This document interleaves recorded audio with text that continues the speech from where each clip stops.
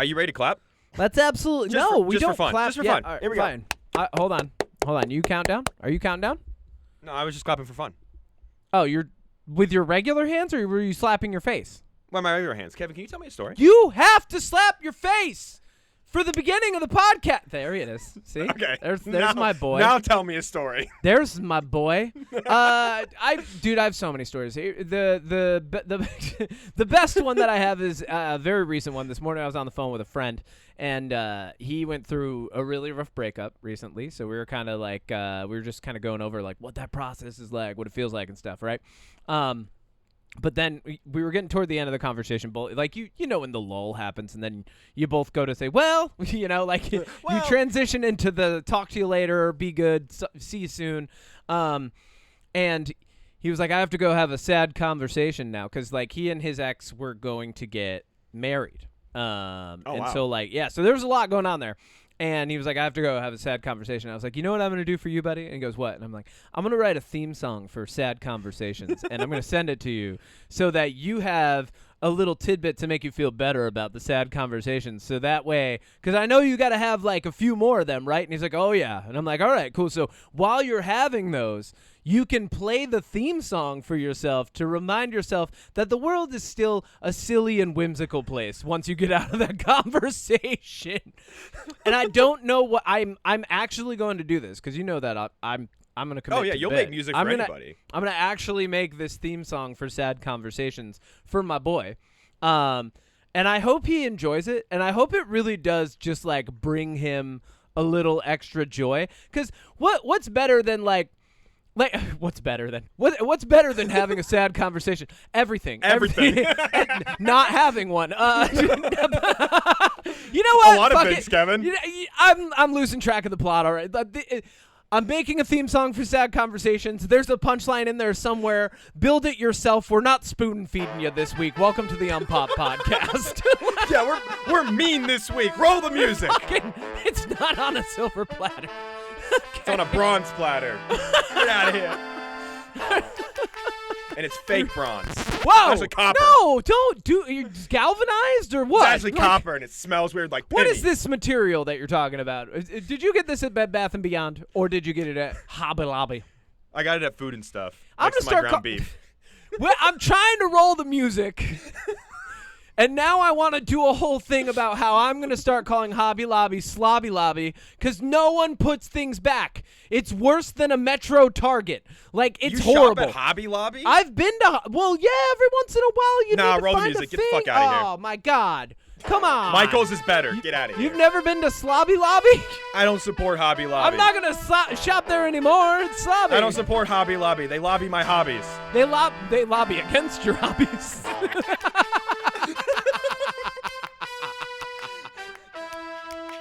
Are you ready It's amazing people listen to this. Every week I'm amazed that people actually listen to this.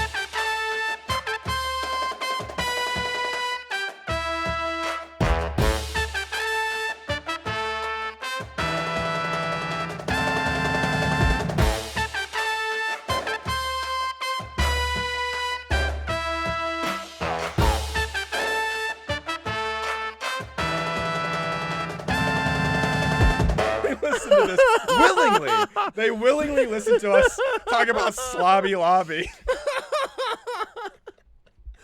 Are you ready to clap? I am. 3, 2, 1.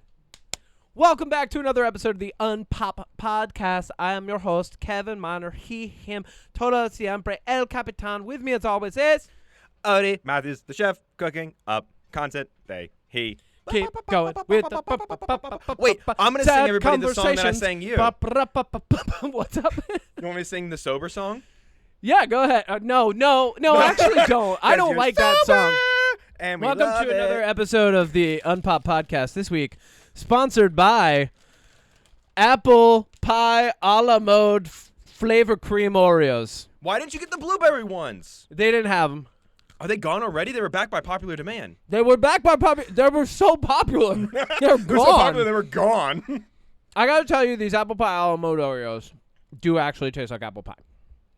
I'm not getting the ice cream, but there is obviously Oreo cream going on. Right? Kevin, do I need to remind you of the rules of podcasting that you're not supposed to eat while you're podcasting, typically? We're professionals. We're professionals, Kevin. Okay, why are you eating it like that? That was I'm weird. doing ASMR. All right, let's get to the news. This is weird. Get me out of here. I feel like talking with your mouth full is like reverse ASMR. It's the worst kind of ASMR, in my opinion. Welcome to the UnPop podcast. I hate All right, that. I hate that so much. To the news. Yeah, baby. It's the UnPop news coming at you fresh and hot from the command deck of the SS Marlon Brando. Let's see what this week had in store. Odie, what do you got this week? Kevin, are you excited for Running Man with Glenn Powell and Josh Absolutely. Brolin and Coleman Domingo? Absolutely. Directed by Edgar Wright. Absolutely. You know how it's coming out on November 7th? What? You know how it's coming out on November 7th? I do know that. It's not coming out on November 7th anymore. It's been delayed. Oh, I thought you were going to say sooner. No. You want to know when I it's got coming out? excited. It's got pushed back, so we got to wait a little bit longer. I thought this was good news. No, it's bad news. Ah, come on. You wanna know All when right, it's when's coming it out delayed now? till? November 14th. Oh. A whole week. You know what? Fuck you.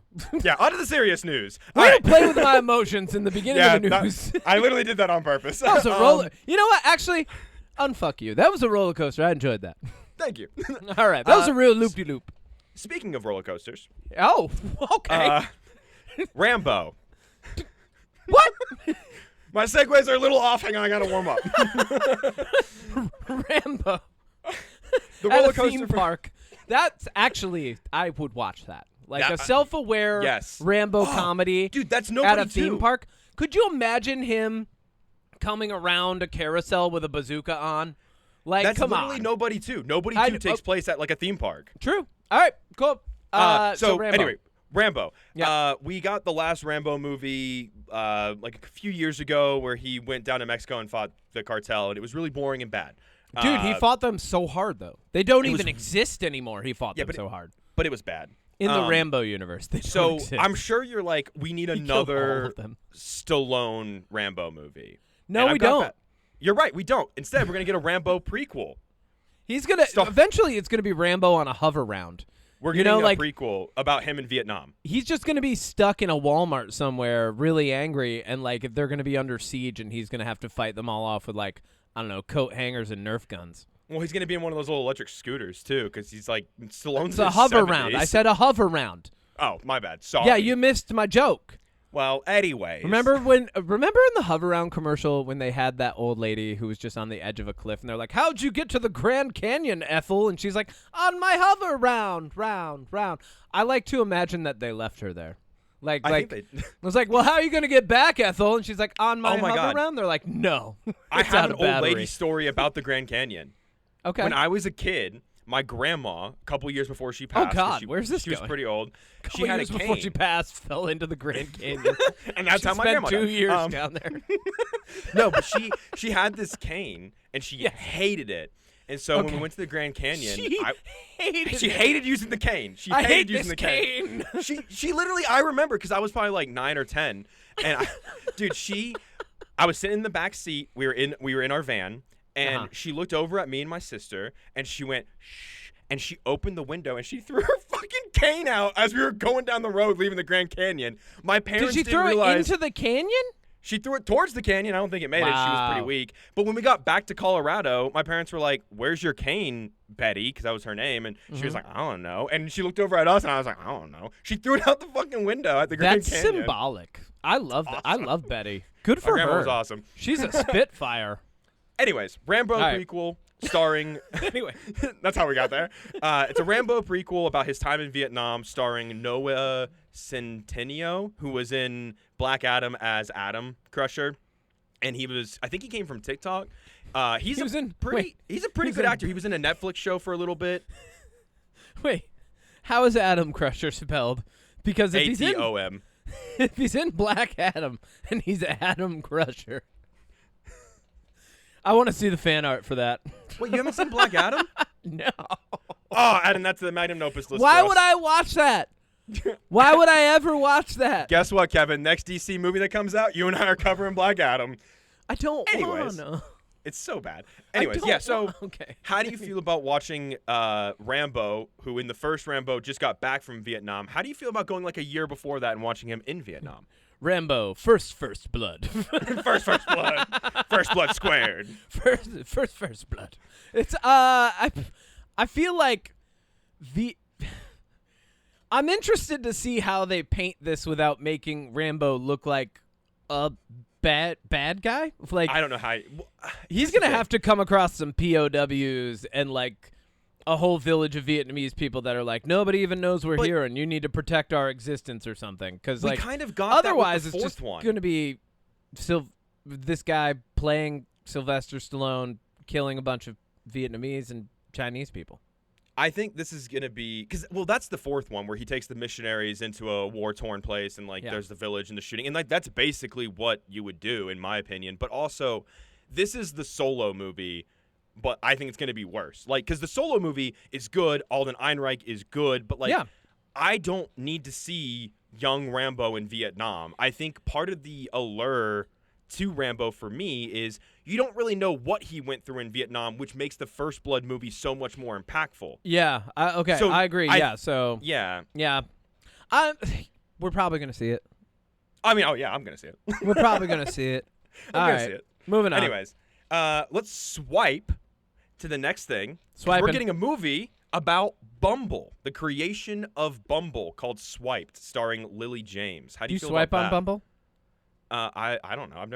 I've been married for 8 years. I haven't been on a dating app. I feel like if it's called Bumble, you just bumble. Like, you just tap your screen randomly until it changes. Bumble's the one where the girls get to make the first move. Women make the first move. Like, you match, and then women are the ones that message first, not guys. It sounds like a bad movie.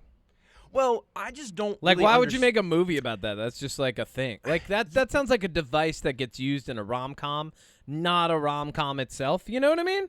Like, it sounds like a plot device. Yeah, like the creation of a dating app.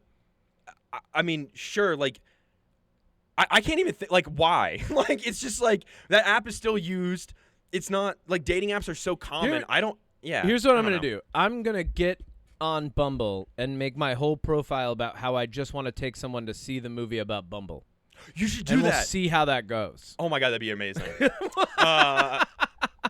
Be like, I don't even know how this app works. I just want someone to see Bumble with me, and I heard you have to initiate. So good luck. Here's a link to my podcast. Why am I getting no swipes? Why am I getting no matches? All right. It's weird, Kevin. You know what's not weird? Yeah. The movie Weapons. You and I. Okay, yeah, we loved it. It was big great. fan. Certified greatness. So, spoilers for Weapons, because there's no way to go about this news without spoiling it. So if you haven't seen Weapons, skip ahead. No, there is a way. Just say there is a possible Weapons prequel. Well, I kind of want to get into the details about it, and the details spoil Weapons. Okay, can I try without spoiling it? Can I try? Do you have the information in front of you? I don't have all of it, but okay. So their Weapons is doing incredibly well. Incredibly well. People love it. It's just behind Sinners, I think, on Rotten Tomatoes for the year. Great year for horror. A Weapons prequel is set to be made about the antagonist, who is a relative of the main characters in the movie. Is that a good summary? Yeah. You did I do a good job without spoiling it? Yeah, you did better than I would have. Thank you. So it's like I do this. It's like I do this every week. I don't. First off, no, you don't.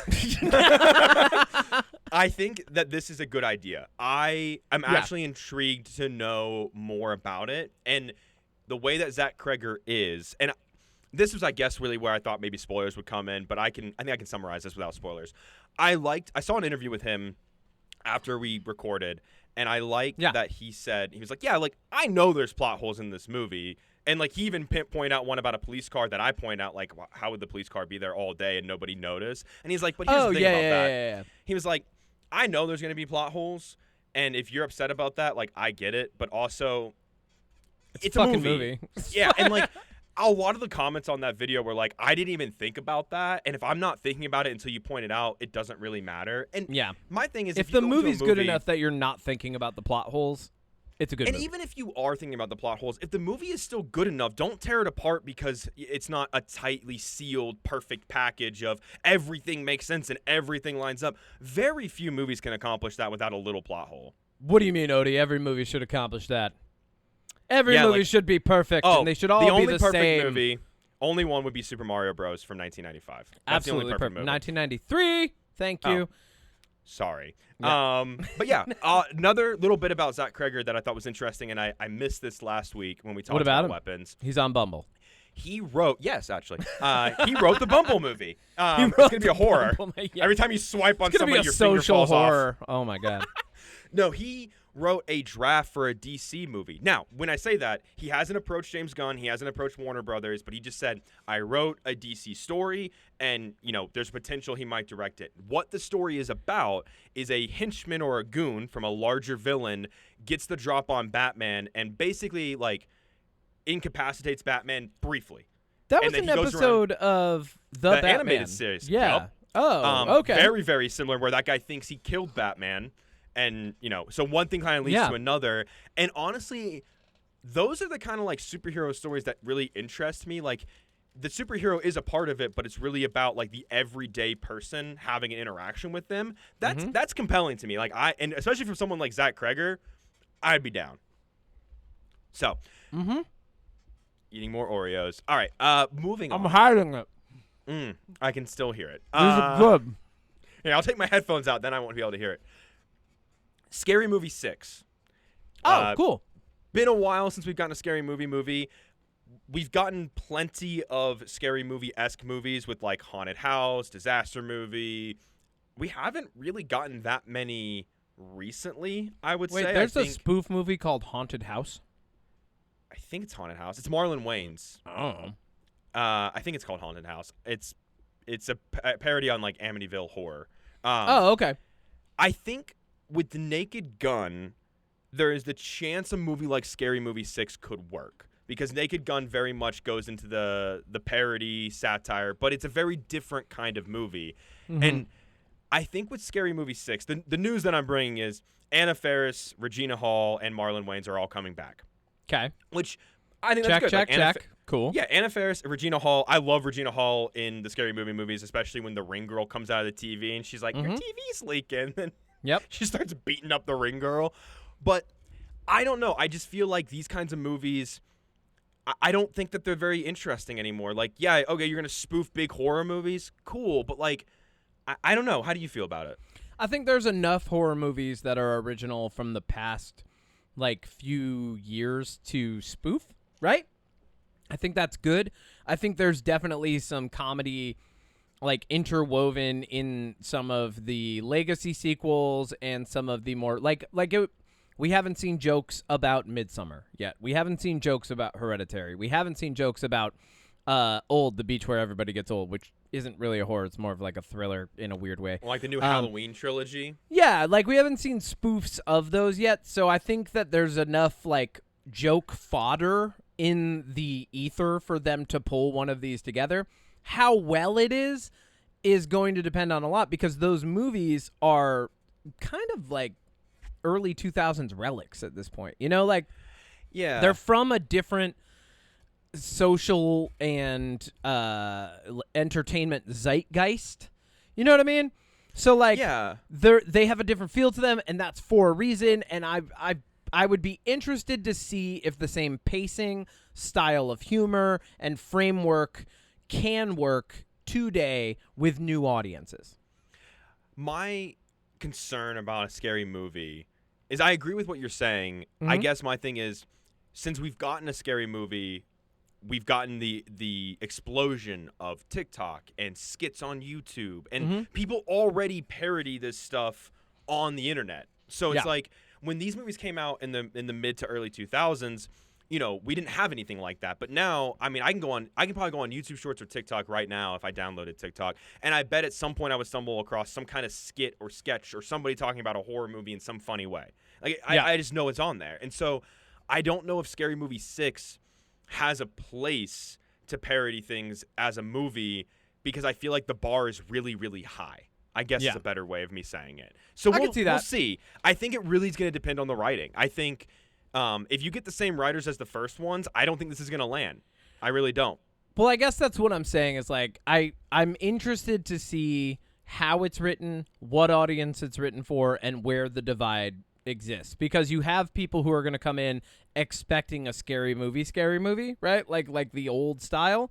And then you have people who are coming in with little to no experience from that other than maybe shorts that they've seen on TikTok who are expecting that type of like structure delivery entertainment, that like faster pace, lower attention span humor versus people who are expecting like interwoven long story format, theatrical humor. So like there's two different types of audiences this could be written for. And if you try to straddle the line, we've seen a lot of times you end up failing both and just bombing. So like, are they going to write it for one or the other, or are they going to find a way to like thread the fucking needle on this? Who knows? The writers are the three Damon Wayans. Wayne brothers. It's Yep. Marlon, Shane, and Keenan. And then Not Damon. Okay. All right. Not So Damon. Marlon, Shane, Keenan. Got it. And then Rick Alvarez, who wrote White Chicks, Little Man, and it is called A Haunted House with Marlon Wayans. It's a spoof on like haunted house movies. I did not see that one. It was probably bad. I don't know. We'll see, because like Marlon White Wayans Chicks in is that funny. White Chicks is dated. It's definitely funny. But it's pretty dated. But like, Marlon Wayans is about to be in that new movie Him, which is like I've never seen him in a movie. That like looks good. That looks and it looks good, really so, good. yeah. So we'll see. Directed by We'll see. Jordan Peele, right? No. Anyways, produced by. Don't take Yes. that away from that director whose name I don't have in front of me. Moving Produced on. by Monkey Paw Productions. Did you Monkey's hear Paw? that Monkey Paw. Monkey Paw wanted weapons, and when his team didn't bid on it, he fired all of them? Yeah, that's awesome. That was a wild story. I was like, yeah, you didn't do your job. He said he wanted it. Yeah, you should have. It sounded get like it. they didn't bid at all. Like if it was that they bid, but then like just like Zach Kreger got it anyway, I'd be like, okay, well that's harsh, dude. But like if they didn't bid at all, then it's like, oh, well, yeah, you guys effed up. Yeah, definitely. Your boss wanted this thing, and you had to just go like at least try to get the thing. Exactly. And Anyway. honestly, I think it's good that Zach Kreger got it for himself, though. Me too. All right. A couple more bits of news real quick. Marvel. Pretty typical that Deadpool is probably going to show up in Doomsday now. Yep. How do you feel about the Doomsday cast right now? There is only one way to do Deadpool showing up in what is supposed to be a serious Marvel film, and it is to break up a more action-filled moment before it gets too serious, right? So if he is not just a piece of gimmick humor that gets like fucking banished to another multiverse at some point, like I could see Deadpool being in the movie for at max 5 minutes. Right? Like after that, because his humor and presence takes over a scene so much that like if you do more than that, it's too much already. You know? I think it depends on who you pair him with. Here's how I think Deadpool would really fit with Doomsday. You put him with the Human Torch and U.S. Agent, because those two are like, you put three people that all great actors, all good at comedic timing, all funny characters in their own way. But put those three together, I think you would have a very interesting scene. But yeah, dude, honestly, I think you could pair Deadpool with anybody. It's all about like the structure of the scene, the setting of the scene, and how long it lasts. That's it. Like, totally. Having him in a serious Marvel film is totally fine, but not for long. Is all I'm saying. Yeah, and that's what Small Ryan dose. Reynolds has said. He was like, if I do another like Deadpool movie, he needs to be a part of a team. He can't be like, to fit into Marvel with Disney. He can't be the main character unless it's his own movie. And I agree. You know what I would love if we just got like a rehashed montage of him showing up with the X-Force and all of them dying again. He shows up with the X-Force to fight Doomsday, and they just all fight. Yeah, and all of them die again, and he's like, "Oh, come on!" Like, he's like, that "I'm outta would here." actually, that would be worth it, to like see all of them just get their ass kicked by Doom. Yeah, like that would be great. Okay, that would be cool. I can see that moment making sense. Yeah, I'm so curious about Doomsday, because my next little bit of news on it is apparently they're in the third act. They're filming. No script, and it's apparently chaos. They're doing rewrites every day. Oh. People don't know what scenes they're shooting. Apparently, this third act is just it's in trouble, but not in trouble. Because obviously they're trying to cover it up. And before It's anybody, so much chaos that the franchise has been renewed for season 2. yeah. Oh my God, could you imagine? Warner Brothers is like, actually, They're like, Fuck man, you, we should Marvel." probably bring this back now. well, the thing is like, I don't remember if it was Infinity War or Endgame, or maybe it was Yeah. both. The Russo brothers did this where they were filming stuff on the day. Yeah. And like the I am Iron Man line when he snaps, that's improvised. So Yeah. I think that can work, but the difference is Infinity and Endgame had everything back to Iron Man 1 that they could, work off of or use for improv. These actors have been doing these roles for a while, whereas Doomsday, we've talked about this before, but it's a very I don't feel like we're here yet, So I can understand why the third act might be falling apart because what are they building on? We dropped Kang like 3 movies ago. I hope this movie finds a way to either wrap up or begin wrapping up the multiverse shit, because I feel like that's probably what's causing the problem. I feel like Kevin Feige has said it that like they're kind of leaning back toward getting away from that. That's a smart idea, and I think the multiverse stuff is okay for the superheroes that deal with the multiverse. You know what I'm saying? Agreed. Yeah. You can't do a multiverse movie every 2 to 5 years for a big blockbuster just to get all the characters in. Like, no, build up a more meaningful, grounded story. And it sounds like they're learning and they're doing that. But I hope Doomsday starts to wrap up the multiverse shit, because that is the problem with that. That's why we got superhero fatigue, because it wasn't just like, oh, here's a superhero movie anymore. It's like, here's all the superhero cameos Remember this that guy? you can Remember fit this guy? into this guy's movie. Yeah. That's what I hope at.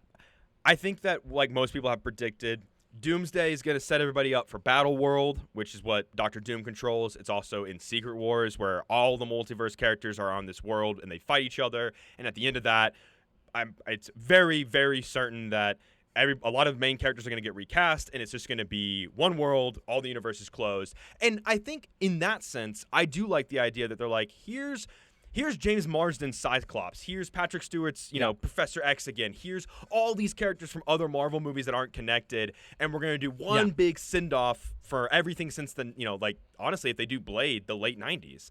And in that retrospect, I would love to see you, tie off all these universes that didn't really feel like they had an ending.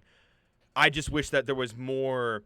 I can't believe I'm going to say this, but I almost wish there was more of a multiverse buildup. I wish we would have seen more of these characters from other movies cross over, so it would make sense getting to Doomsday. But again, I feel like nothing has led us to this point. Not even Fantastic Four feels like it was leading into Doomsday. Barely. So it really feels like they were just like, here's an Avengers movie with no buildup.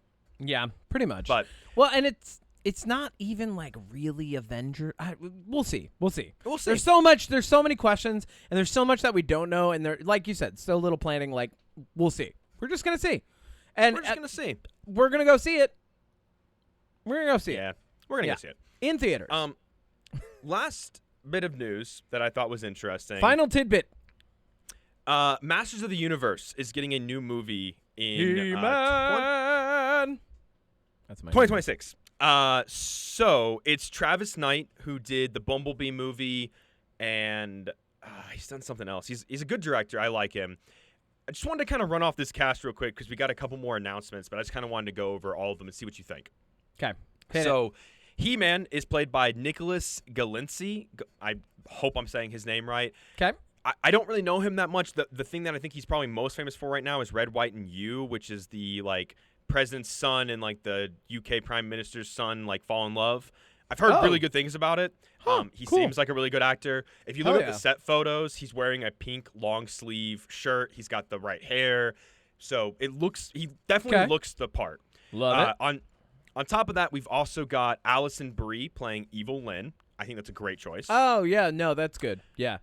Speaking of Deadpool, his girlfriend Marina Baccarin, I think is how you say her name. She's the sorceress.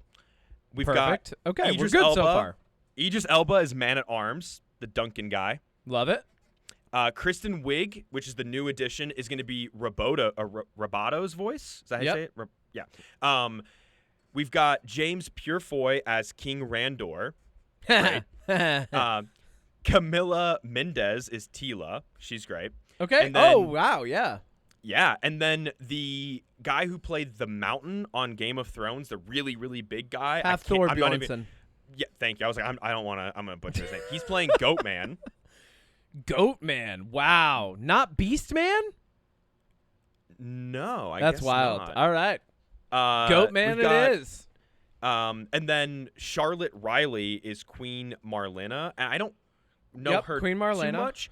Okay. And then finally, the worst bit of news for this movie, my least favorite casting. I can't believe they fucking Jared did Leto. this, is Skeletor. Jared Leto. Casting Jared Leto. No, I was kidding. It is him. No. It is. Why? Not only is he in Tron fucking Ares, but he's also in He-Man. Dude, he's not even a good fucking actor. You know who they should here fan cast? I normally don't like fan. I'm not Cillian fan casting Murphy this with any passion behind it or anything. No. Oh. Bill Burr. Okay, yeah. Yeah. See? Yeah. Yep. Yeah. No passion behind it, no petition, nothing, but that's my fan cast. You want a good Skeletor?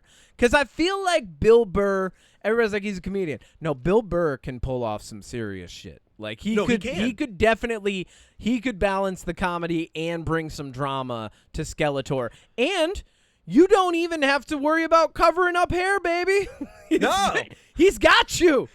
I hate this casting as Skeletor. I hate it with a fucking passion. He's Who? a pedophile.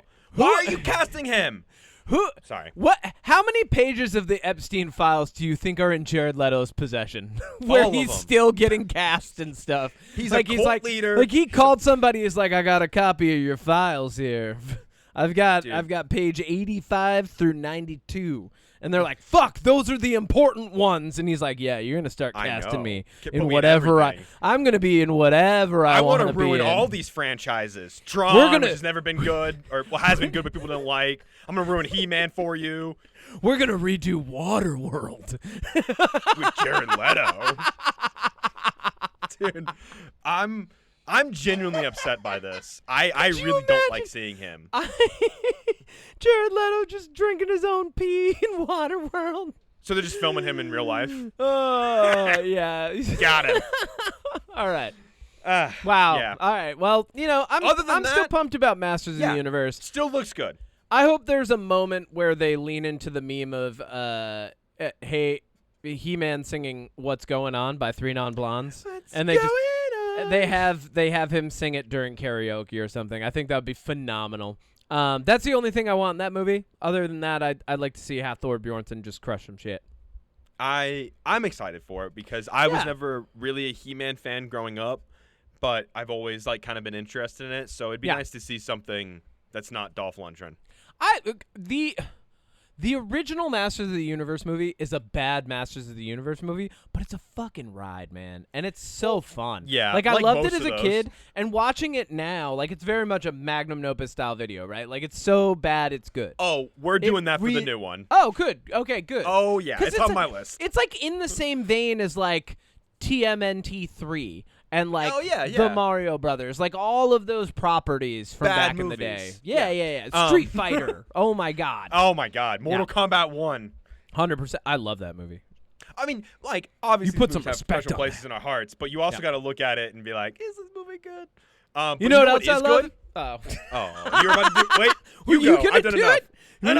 I'll do it. Do it. All right. You know what else I love? Invasion movies. Yeah, invasion. I was gonna do the same Oh thing. yeah, Wow. This is us trying to do the same thing. The podcast is gonna fall apart here, where we try to do the same thing over and over and over. Okay, invasion movies. We have a list.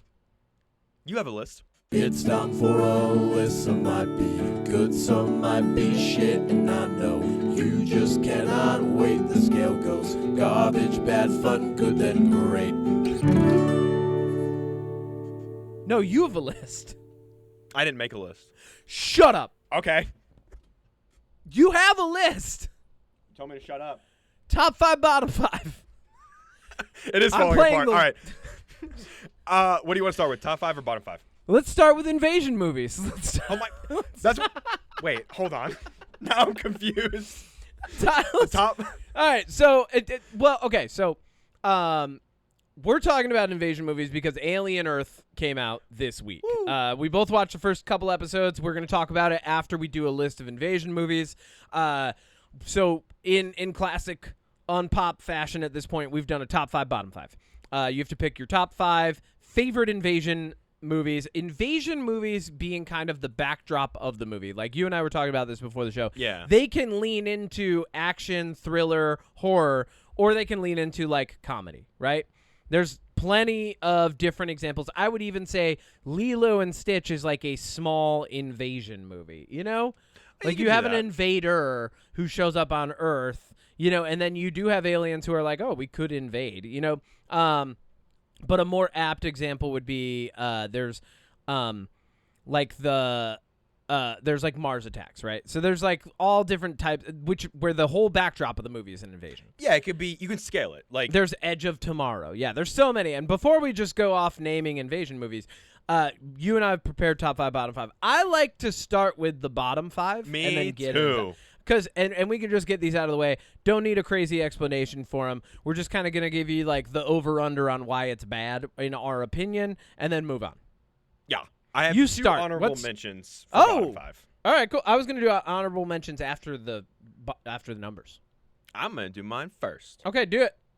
I just have 2, but Godzilla 1998, terrible invasion movie, worst Godzilla movie, not fun. What does he then, fight? Just aliens? He doesn't Just fight aliens. anything. That's the problem.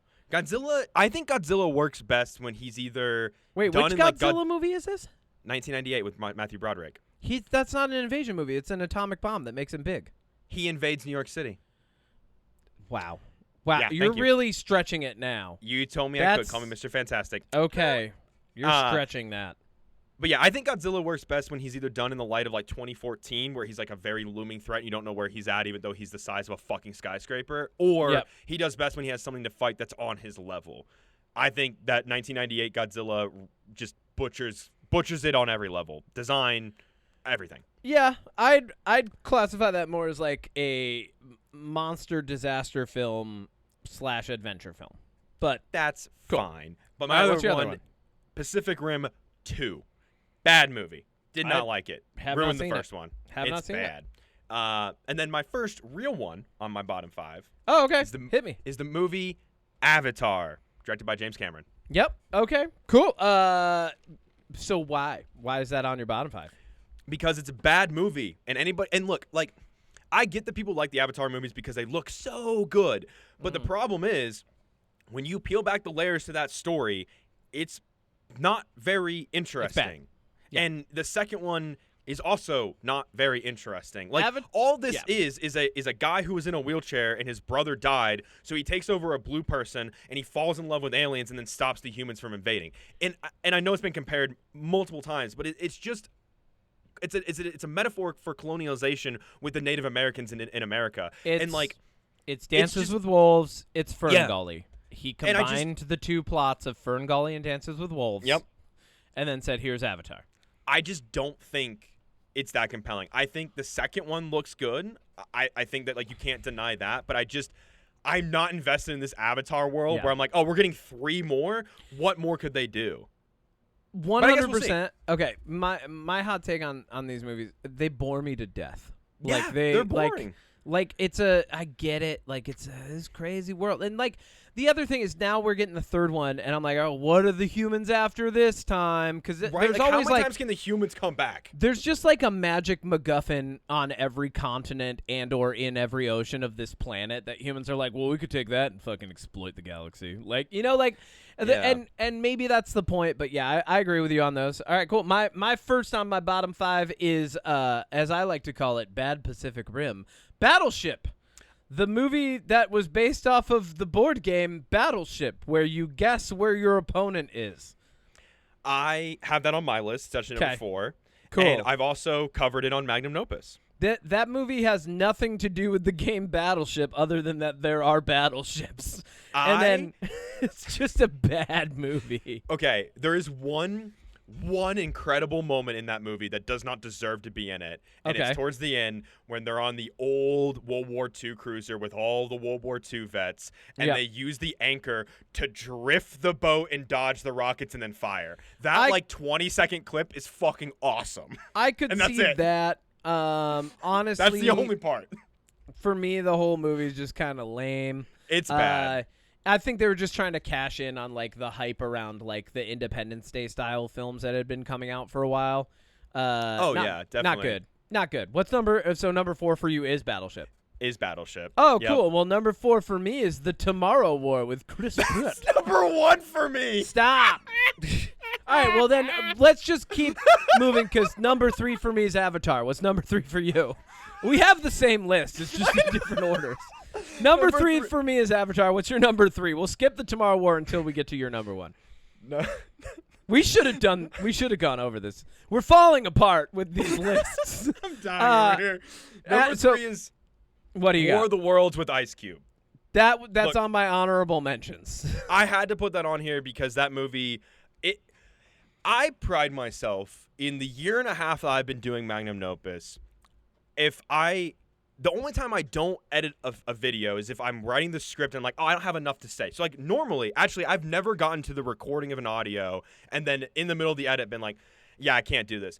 I've sat down 3 different times to try to edit War of the Worlds, and because I just don't want to revisit looking at that movie, Yeah. I've taken a 6-day break from editing in general. And I helped movie- you with that. That movie broke me. I know, and I helped you. That's Yeah. wild. That's going to be out on Magnum Opus. If you want to know how bad it is, go to watch that video. Yeah. Number 2. What's your number 2? Number 2, I'm actually going to move mine around. Number 2 would be the Tomorrow War for me. So I'll move that from my number 1 Okay, spot. all right, that's fine. Yeah, Tomorrow War starring Chris Pratt. He's got to go fight a war because boy oh boy, if he doesn't, he's not going to save his family in more ways than one. I love the idea, the concept of we got to get people into the future to fight a war. The I think concept that is great. the execution is abysmal. Yeah, 100%. Yeah.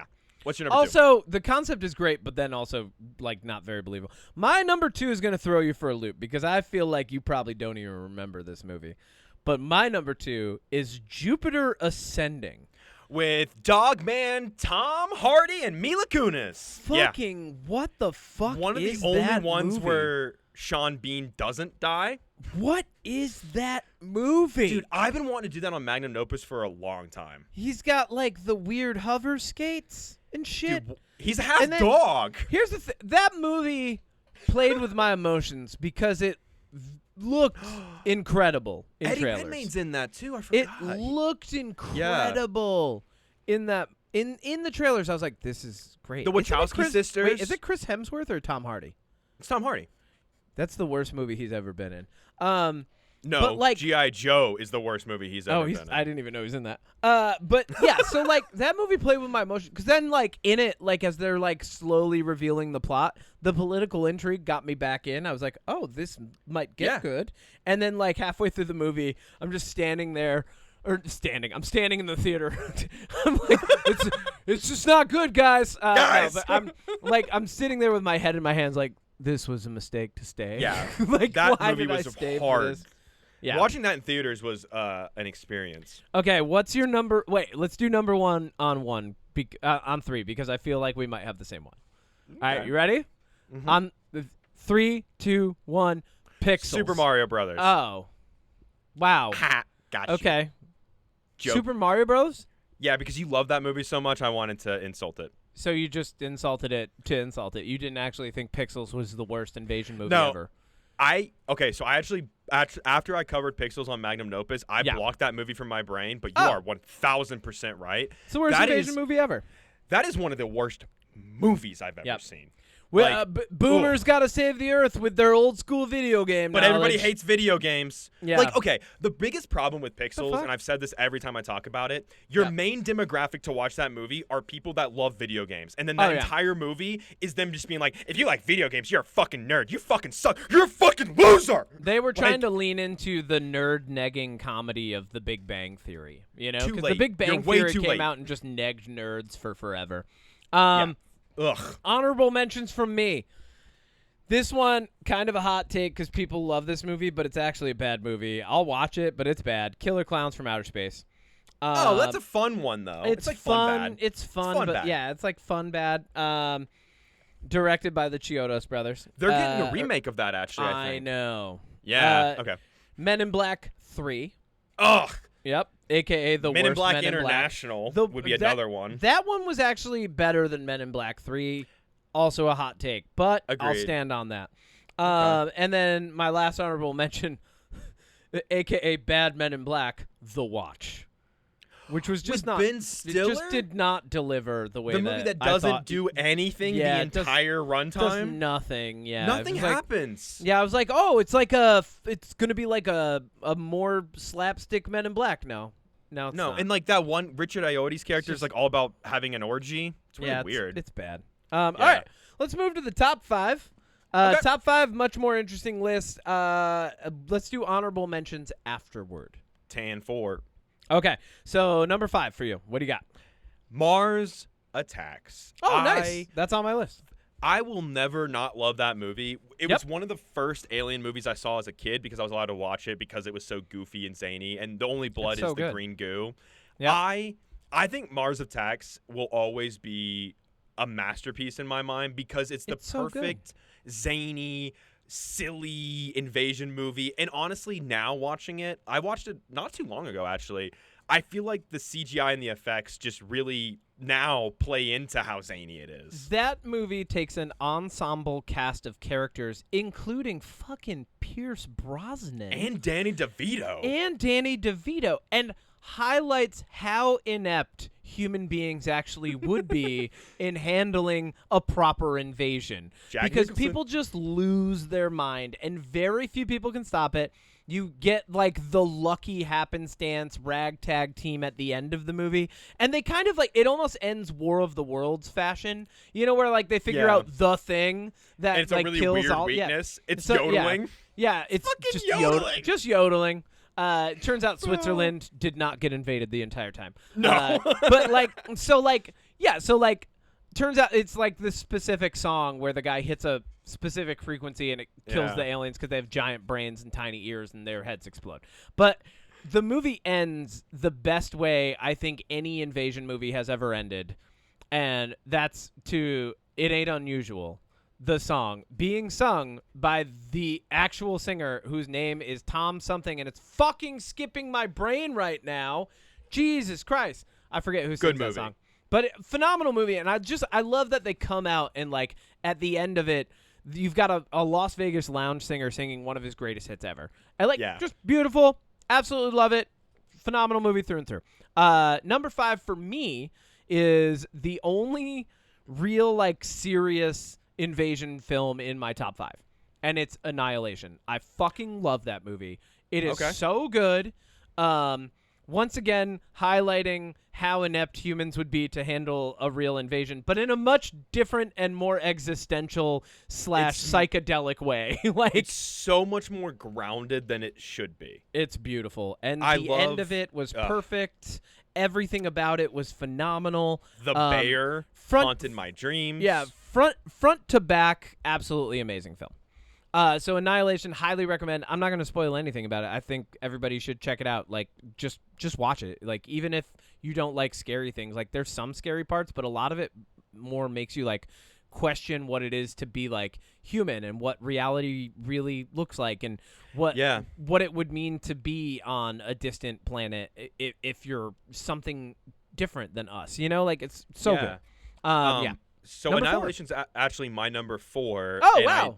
I will add this little fun We have fact. that I very similar recently- lists for these. Yeah, it's really funny. I learned a really fun fact and I guess like kind of spoilers for Annihilation, but if you haven't seen it at this point, you should. At the very end, there's a moment where the main character is getting mirrored by another, like a silver entity. Yes. And that is actually done practical, where What? they mirrored each other, like they practiced that, to where it's somebody in a suit mirroring the main characters. Oh, hell yeah. I love that. Yeah, so that's a really cool fact that I learned, and Oscar Isaac's in that movie. It's Yeah. that's a So good. beautiful fucking movie. I love it so much. What's your number 4? Number 4 for me is the first Men in Black. Absolutely phenomenal film. Really? Yep, absolutely phenomenal film.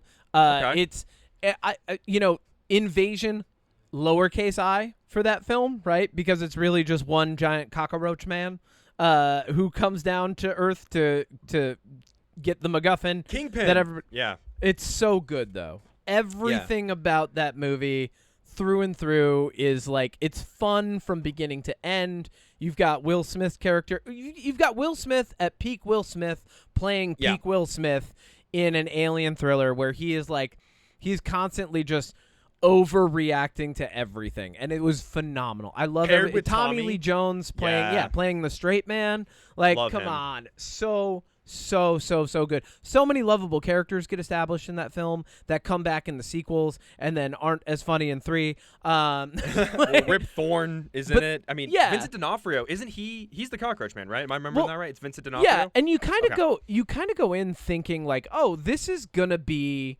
a movie about fighting off an alien invasion, but it's actually about like all of the tedious things that we would have to do if aliens were secretly existing, you know? It's like, it's like, oh, actually it's much more managing them and making sure they don't act out, and like we're covering shit up, and just like everything about it, like erasing people's memories and shit. It's so good.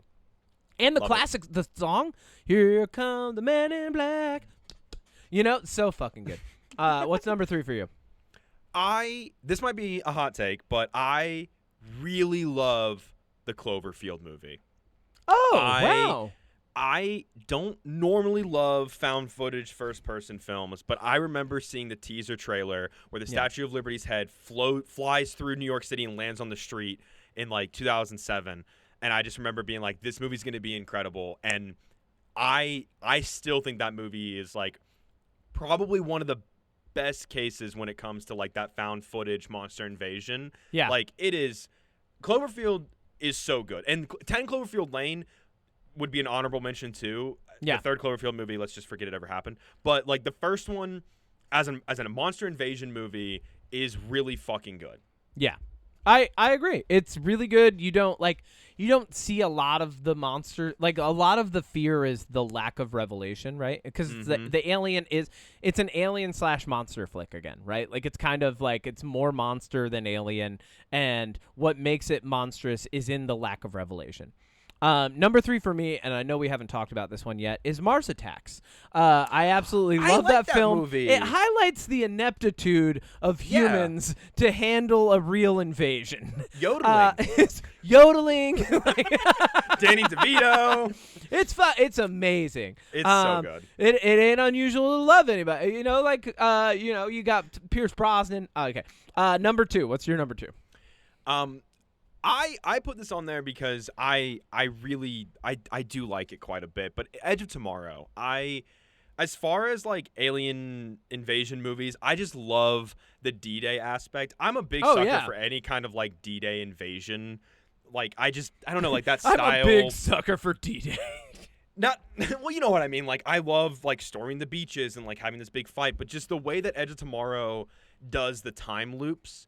I think some movies do it in a way that's tedious, but I like that Edge of Tomorrow kind of does a lot of like montages, but also when it's like the more serious moments, you just get that glimpse. So and, like, good.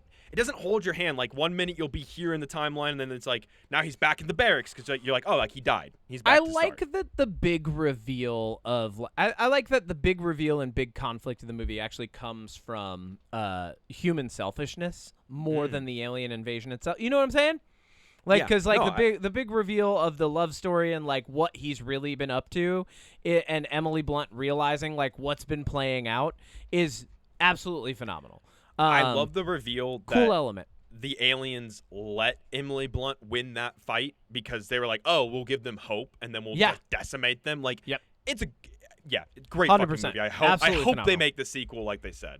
I hope they do too. That was really good. Also, in Mars Attacks, it's Tom Jones. It's the most bland name. That's why I can't remember it. Tom Jones sings "It's Not Unusual to Be Loved by a," and he like having him in the movie just helped ground it. I just want to add that Tom Jones is he's a delight in that film through and through. Yeah. My number 2, leaning, like I said, Annihilation was the only serious one that I had on there. My number 2 is actually, it's an invasion movie that starts with an invasion and turns into something else entirely. It's one of my favorite books ever, Hitchhiker's Guide to the Galaxy. Oh my god. Absolutely Dude. phenomenal. The way that the blooming onion of metaphors is revealed in that Arthur's house is going to be bulldozed, and this guy's just like, sorry, it's fucking bureaucratic. The papers have been down in the office for weeks, and then like these giant spaceships show up, and they're like, listen, we have to bulldoze Earth, essentially. We have to galactically bulldoze this planet. The papers have been down in our galaxy for centuries. Like you really should have petitioned for this. Put a highway through Earth. Yeah, we're gonna put a space highway through here because you gotta have space highways. But that movie also has one of my favorite characters in all of literature, all of fiction, Zaphod Beeblebrox, played by Sam Rockwell. Okay. Yep. He is one of my favorite characters, bar none, through and through. He's the president of the galaxy. He only got elected because people thought they were voting for the worst, best sentient being. And his first act as president is to kidnap himself and take the most priceless spaceship that's ever been invented with him. Like, phenomenal. And like, you have to, like, that doesn't even give away half of the plot. You have to watch it. Oh, it's so much deeper than that. It's so phenomenal. Phenomenal movie. Phenomenal movie, and it's more about humanity than it seems like. So yeah, Hitchhiker's Guide, special place in my heart. Yeah, what's your number one? I fucking love that movie. Thank you. Number one is probably still one of my favorite horror movies I've ever watched, and it'll forever be one of my favorites. The original The Thing with Kurt Russell. Fucking phenomenal. Yep. Which is it? Once again, invasion, lowercase I. It's one alien, right? I love it. Yep, but absolutely phenomenal. Go ahead, talk about it. I could say so many things about the thing. I mean, yeah, I could talk about this movie forever. That could be the rest of this podcast. Yeah, We're just talking about the thing for the next 40 minutes. It's just John Carpenter's just beautiful, like the story, the way it plays out, the who's infected, who's not, the little subtle hints that are, it can't take over people if they have like fillers in their teeth or any kind of metal in their body, the breath, the alcohol, like the practical effects. Still to this day, the practical effects are better than some movies that are coming out today. Like it's just like, and I put this on there as number one because when you said invasion movies, I was like, well, this is a very light case of invasion because it's a small group of people and an alien's invading them. Yep. But it is just so good as being a horror movie, at being an action movie, at being a thriller, building the suspense. It's just, it's a fucking masterpiece. Well, and it influenced so much going forward. I mean, even like you and I had talked about it, and it's not even on my honorable mentions, but Dreamcatcher by Stephen King was slightly influenced by The Thing. There's so much in horror and sci-fi that has been influenced by people experiencing that story itself. There's even the alternative version of that story where it's written from the perspective of the alien. I don't know if you've read that. I cannot remember the fucking name of it. Right, I don't know why I can't remember shit today. But it's really good. It actually it paints humans as the aliens, and it paints humans as like the threat to its mere existence. It's like literally trying to exist. Is that what the prequel movie about because in The Thing there's the American camp and then there's like I think it's Norwegian camp or whatever, and then the 2011 Thing movie is about the first camp and how the Thing monster gets to the Kurt Russell camp. It's a prequel. It's not that, but it's The Thing, but it's just written from its perspective. Because I mean, even I think that movie made nods to it. It was like the 2011 one. I mean, I know people don't like it, but honestly, I don't think it's good. that. I think it could have done more for the practical effects, but I think it's not bad. Once again, not on my honorable mentions, but it's good. No, it's not on mine either. My number one is actually I would say it's in my top 10 favorite films of all time, and Willy Wonka and the Chocolate Factory might remain there. Yes, the Oompa Loompas are from another planet, and here's what I've come here to say this week. My favorite, possibly one of my favorite movies ever, like top 10, maybe even top 5, The Fifth Element. Directed by Luc Besson. Absolutely Great phenomenal movie, actually. Great movie. I love that movie through and through. That movie, it starts off, I will say deep cut jokes from that movie that just kind of are like nothing bits that I'll throw out to see if anybody grabs them, you know? And like, I've never gotten weird looks for it, but you know, I definitely know some people are like, why is this guy saying Aziz lights? Like, why? Like when it's dark somewhere and we can't find the light switch, I'm like, Aziz lights, and like I'm just like, has anybody seen Fifth Element? And you know what I'm talking about? That movie's an ensemble cast. It's 100% through and through, absolutely. I think most of the people in that cast, that's my favorite role they've ever played, including Bruce Willis. Him playing Corbin Dallas is one of my favorite things ever. Absolutely. Like ever that he's ever done. And he's playing the most Bruce Willis character. It's a very diehard type character. But what I love is like he's a taxi driver. He used to be in the military. He gets picked to save the galaxy. He's like, I actually don't want to do that. And then the government, like the Earth government is like, no, you're going to. And it's all very, like, it's so happenstance, and it shows the beauty of, like, randomness in the universe. You've got, what's his name? Chris, I'm looking up the cast. Chris Rock. Not Tucker. Chris Rock. It's Tucker. Chris It's Tucker. Chris Tucker. Playing Ruby Rod, one of the funniest. I used to say that monologue, his initial, like, his introduction monologue, I used to say all the time, like, word for word, like, where it's like, ladies and gentlemen, you know, he's over the top. Becomes a really funny add-on character. You got Mila Jovovich doing her thing. Like that. Well, and this is before she was even like that became her thing. You know, this is way before Resident Evil. She's playing Lilu, who ends up being Lilu Dallas, right? She like takes this is on before the her husband could get her in every movie. Yeah, but she's phenomenal. Okay, here's another thing about this movie. This is my favorite invasion movie, and I went out and bought the motion picture soundtrack to this film, like on CD, because it was that good. I was like, I love this music. I've never heard anything like this. And that was my first time ever listening to like ambient house music. Like that movie introduced me to so much that I still love as an adult today.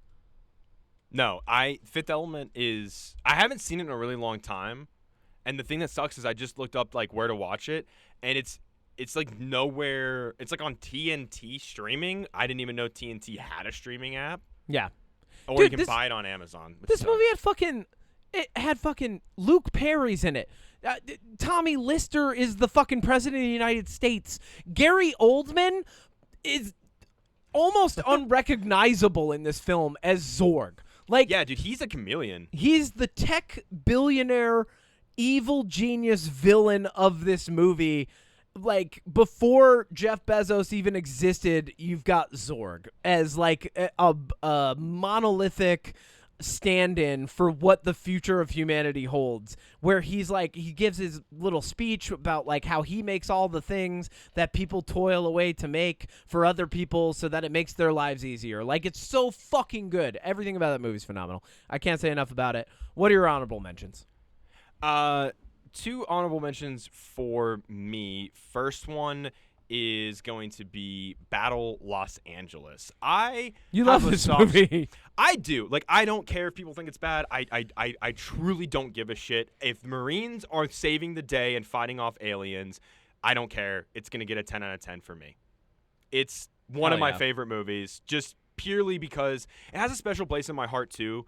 I watched 3 movies about the Marines before I left for boot camp when I went to the Marine Corps boot camp, and this was the last one I watched, and it's just always had like a very special place in my heart. And then the other one for me is the Predators, so the movie where they're on the Predators hunting planet. I love that movie. I really like the Predator series, but honestly, I think like Prey is really good.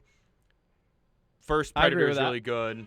And then Predators. I'm not saying Predators is the best Predator movie, but it's just, for me, it kind of fit. So hell yeah. I love that. My honorable mentions are kind of all over the board, but they show the breadth of what alien invasion movies can be. So honorable mentions, I've got Edge of Tomorrow. That was on your top 5. Yes. Independence Day, which is just a full-on invasion film, like from start to finish. Can I be honest with you about Independence Day? Hit me. I don't think it's very good. That's why it's just an honorable mention for me, because I think it's fun. That's it. It's not good. It's fun. When I was a kid, loved it. totally blew my mind. I loved how the story escalates. It's a classic. I'd watch this movie with kids 100%. And you know that any kid you show it to would be like, wow, that's amazing. And it's good and funny, and it's Will Smith, right? I've got a Will Smith one on my list. So he was good in invasion films. Also, Slither, which is total horror version James of Gunn. Yeah. really leans into the horror of invasion films. I didn't even think about that one. Damn. Yeah, that's a good one. Good graphic novel, good movie, put a lot of people on the map. Michael Rooker's in it. Come on. Fuck yeah. Nathan Fillion. This movie's good. It's good. Really good invasion movie. And then my last honorable mention that almost made my list is Starship Troopers. I love Starship Troopers. I love that Starship Troopers does not let you know that it's a warning sign for fascist governments taking over the entire planet and shipping off parts of its population to fight bugs in an intergalactic war. But I love that. Like, that's everything about it is what I love. They're in Texas. They're very obviously conservative, right wing, fascist. It's so prevalent throughout the film, but they never talk about it. You know? You know what I also love about that? What? Is you know how sometimes Jack I'll bring Busey? You love Jack Busey? Because I do. I He's love great. all of that. He's For one, great. the movie's good. The game Helldivers 2, which is like, I mean, if you want like a Starship Troopers experience, like Helldivers 2 is a really fun game. They're actually crossing over with Halo right now, which I'm excited for. But crossing over? Helldivers crosses over with like a lot of different, like they've done a lot of different franchises where like they have the armor, like skins. Not like crossover, yeah, like skins and stuff. They're doing a micro purchase. They're doing a micro transaction, but it's free. They'll do it for free. You just have to play in the event and you get it, so it's fucking cool. But I find obviously sometimes when I'm looking for news, I come across clickbait articles, and sometimes I'll bring them to you, like the order to watch Superman, and other times I'll just laugh at them. But there was this one, it's the most clickbaity thing in the world. It was like the title was something along the lines of like, you don't even know what Starship Troopers is really about. And it's literally just a breakdown about how it's about fascism. And sometimes these articles will have comments. And I scroll down to them, and the comments will be like, yeah, this is an awful article. Obviously, this is what the movie's about. Yeah, if you miss that, I like know. that they don't mention it the entire time because it makes the movie just fun to watch because it doesn't get too real too quick, you know?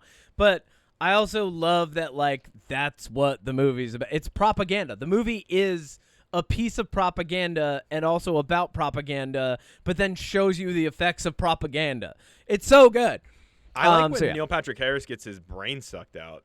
You know what? It's number one now. Okay, I agree. It's number one now. No, phenomenal. I love that film. Yeah. So that's it on those, and then we watched Alien Earth, which is invasion like lowercase I so far. Yeah, so far. We watched the first 2 episodes of Alien Earth that came out this week. Hit me with the question, Odie. My very first question before we get into anything. What did I think about it? We did Alien 4 on Magnum Opus, not Resurrection. So long ago.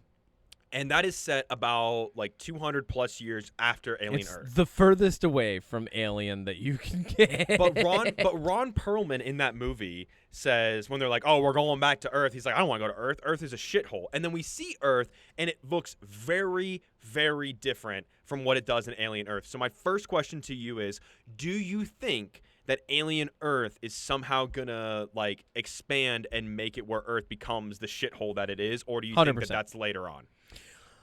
Well, they've got 200 years to become a shithole, and that's quite a bit of time. So I do think it's going to show the beginnings of that.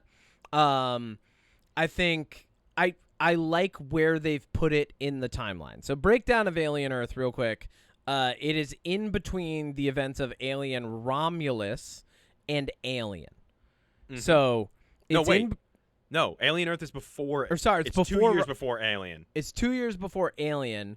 And Alien Romulus is just after Alien? Look it up. Here, I got the timeline because I had a feeling we were going to need it. Oh, it's after Covenant. Okay, here we go. Real quick, I'm going to run through this. Ready? Yeah, hit the timeline. 2093, Prometheus. Yep. 2104, Alien Covenant. Yep. 2120, Alien Earth. 2122, Alien. 2142, Alien Romulus. Okay. 2179, Aliens and Alien 3. 2381 is Alien Resurrection. Okay, there we go. So putting it about 300 after years. Covenant, right? means that like David's out there putting in this time frame. I think was the best decision. Like Absolutely. where they have it in the timeline, I think is phenomenal because we don't need to know. We don't need to come in with any like what it gets rid of the expectation that like Ripley has anything to do with it, right? Because she's still out there.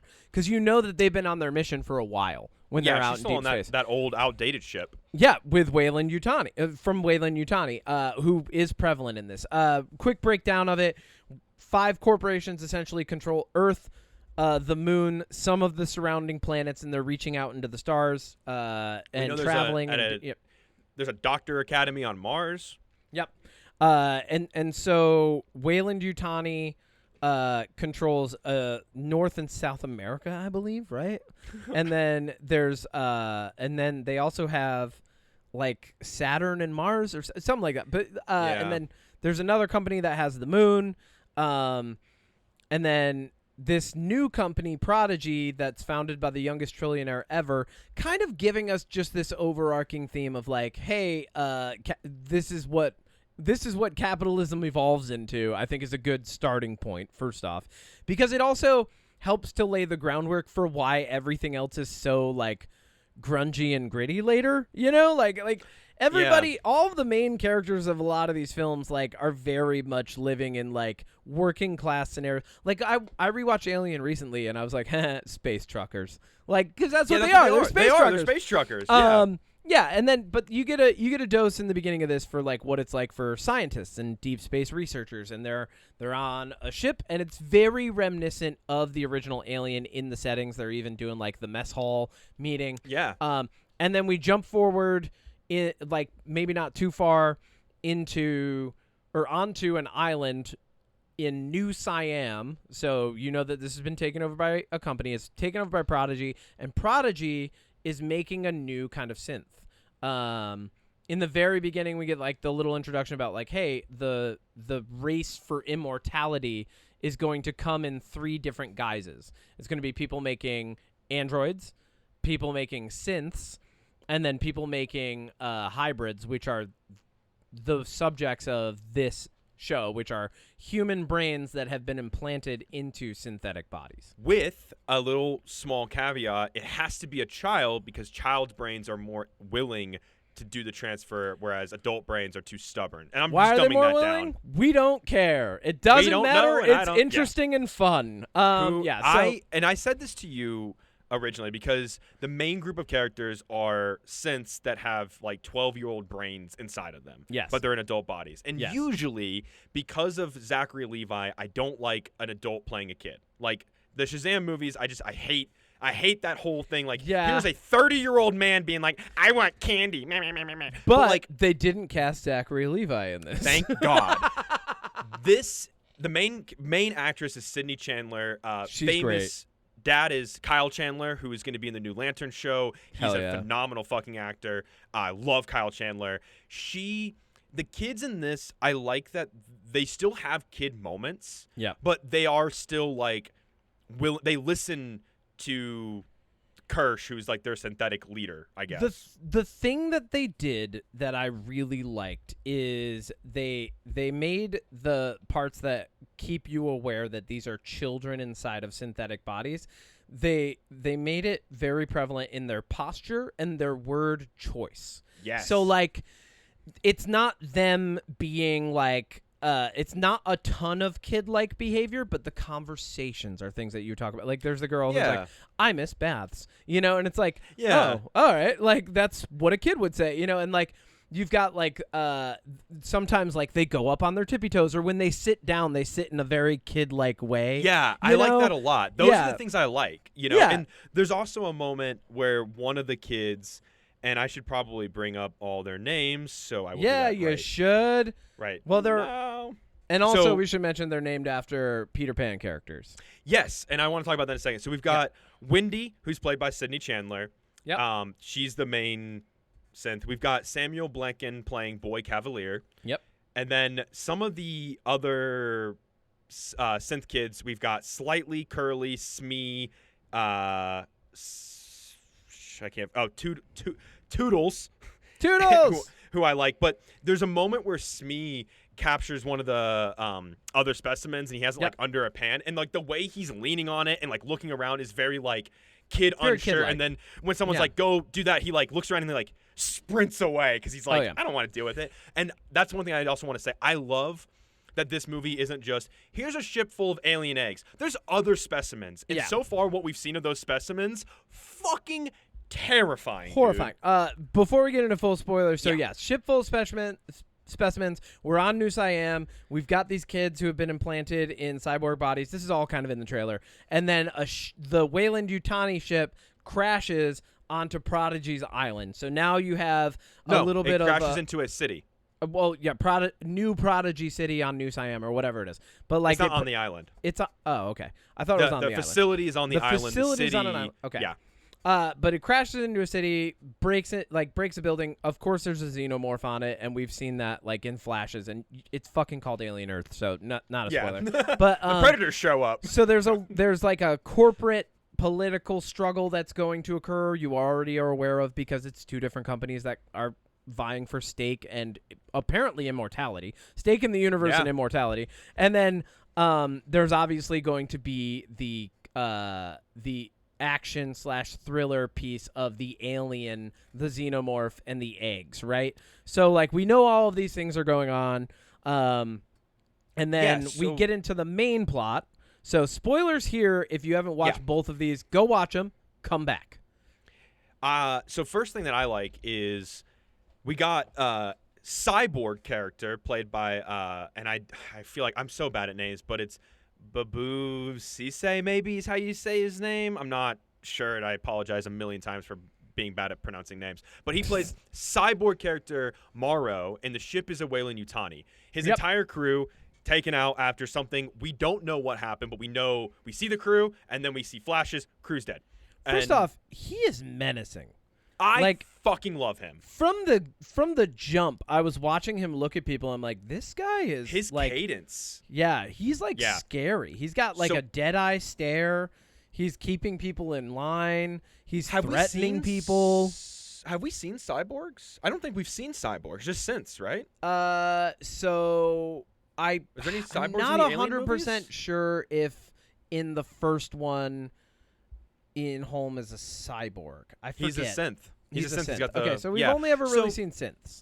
I like that he immediately. So the big tension that I think they're setting up is the ship is Wayland Yutani, and it crashed in a city. And Yutani is like, hey, I'm going to go get my stuff off that ship. And Boy Cavalier, who runs the opposite company, Prodigy, is like, I can't let you do that. And he's trying, like, he knows what's on the ship to an extent. He's like, that's a research vessel. I want what's on there. And I like that they're setting up that conflict. But I also like on the ground, we have Morrow, the cyborg. He's not afraid to kill people to accomplish his mission for Yutani. And I think doing that and then setting it up where the main character, Wendy, has a brother named Hermit, who, from Andor, by the way, season 1. Absolutely phenomenal. He's a medic. Canonically, he is the man who actually sparks the rebellion in the Star Wars universe with his manifesto. Not related to Karl Marx, by the way, but probably related to Karl Marx. Alex Lothar, who plays him, is awesome. I like the character of Hermit. I like that immediately Wendy finds him and the brother-sisters are reunited, which is like kind of a point. And now, it's set up really well. Episode 1, we get the crash. We get the build-up. So a lot of the world building's happening. We get like the explanation of like who controls what, and like not completely, but we get like a little bit of that backdrop. And then the crash happens probably, I want to say like 20 to 30 minutes in, right? So we've done a lot of like character building, world building. All the kids are in the synths now. So we're not just watching children get murdered by a xenomorph. And then Wendy actually convinces the Kid Cavalier, Boy Cavalier to Kid Cavalier. I like that. Whatever to send her on the rescue mission. It's made. What I like is that they make it apparent that he knows that her brother's there, and that's why she wants to go. Like instead of making it like, oh, I gotta hide this. Like they're like, no, we get it, but also like, can you listen? Can you like follow orders? Can you do this the right way and balance this? But as an audience member, I'm like, why are you doing that? Like, you know it's not going to go the way you want. And then it's revealed later, oh, they're guinea pigs. I don't know 100% why yet, but he's intrigued and he's studying them. He's studying them because he doesn't know exactly, and I'm guessing, this is my theory, that he doesn't know exactly what the effects of a long-term immersion in a synth body are going to be on the human mind. And I think he's called the Boy Cavalier. I think he wants to put his brain in one. Oh, 100%. You know what I mean? We have the same kind of plot that we've gotten in a lot of these movies, especially the prequels, which I do want to talk about how this movie kind of sidesteps the prequels to these, but we'll get there in a second. I like that we're keeping with, oh, we don't know what's on that ship, but Boy Cavalier has a conversation with somebody. He's like, I don't know what's on that ship, but maybe it'll help me have a conversation with somebody where I'm not bored because I'm so much smarter and better than everyone that the only thing I want is to have a smart conversation with somebody. That ego being at the center of his motivations is always fun to watch because he's the world's youngest trillionaire, we learn. And it's like, that's such you think that there's something on this ship that crashed that will help you have an interesting conversation with somebody, and what's on that ship is a bunch of horrifying fucking creatures. Absolutely horrible. And I what's really nice is they kind of lay the groundwork in metaphors. Like, we get Wendy when she's still a child talking to her caretaker. I forget his name, but he's a synth as well. Kirsch. She's talking to Kirsch, and he's got a scorpion in a bowl, and they're talking about it. And he's like, well, think about how the scorpion feels, like it being menaced by giants inside of this little container. And she's like, oh, yeah. And he's like, do you want me to kill it? And she says, no. So you're kind of getting, like, the groundwork for how she makes decisions and, like, what the future is going to hold for these two. And then as we're going through and laying out just how dangerous, first off, like, this is a new xenomorph too. Like, I haven't seen this one before. He's got like it's way more brutal. Like, it's way more brutal. Like, it's clawing people to death, ripping them apart. Tails are cutting people's heads off. The older sister from Never Have I Ever is in this, and she absolutely dies, which was a bummer for me. I hope there's an episode where we get a flashback and we get more of her because she's a phenomenal actress. Which one was she?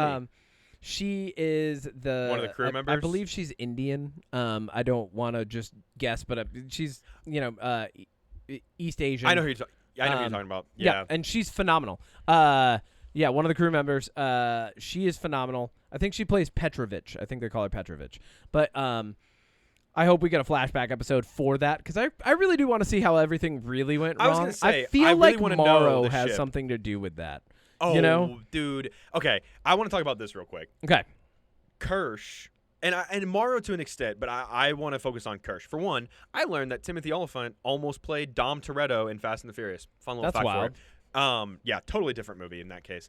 But he, and you might disagree, but he gives me David Light vibes. He kind of strikes me as the kind of synth that's curious about life. I don't know how much he actually values human life, but the way he's interested in these specimens and the way he's walking around the ship makes me think that he might end up having some ulterior motives. Because he seems to really care about the synths and not humans. And I'm wondering if his direction, which I think would be really cool, is I'm going to do what I need to protect synths because humans are stupid kind of thing. Because he's full synth. So I don't know, but he gives me some David vibes a little bit. Like, because he even kind of has the same fucking look. It's awesome. I could see that. A couple other I was going to say, like, so, like, we've got these, like, menacing synths, and then we've got, like, the kid synths that are kind of, like, adding a little bit of levity to a much more serious and thriller-related thing. A couple things that I really like about this, I don't think I want to talk about it too much, but, like, a couple things that I really like, I love in episode, I think it was 1. They're kind of blending together for me now. Yeah, they did. But episode 1 where it shows that, like, she can make like a system glitch out, kind of like she can interact with Prodigy code and their systems. Did we do that? And then they reveal in episode 2 they put a supercomputer in her brain. And so this is kind of a marker for like AI and some of the unexpected consequences therein.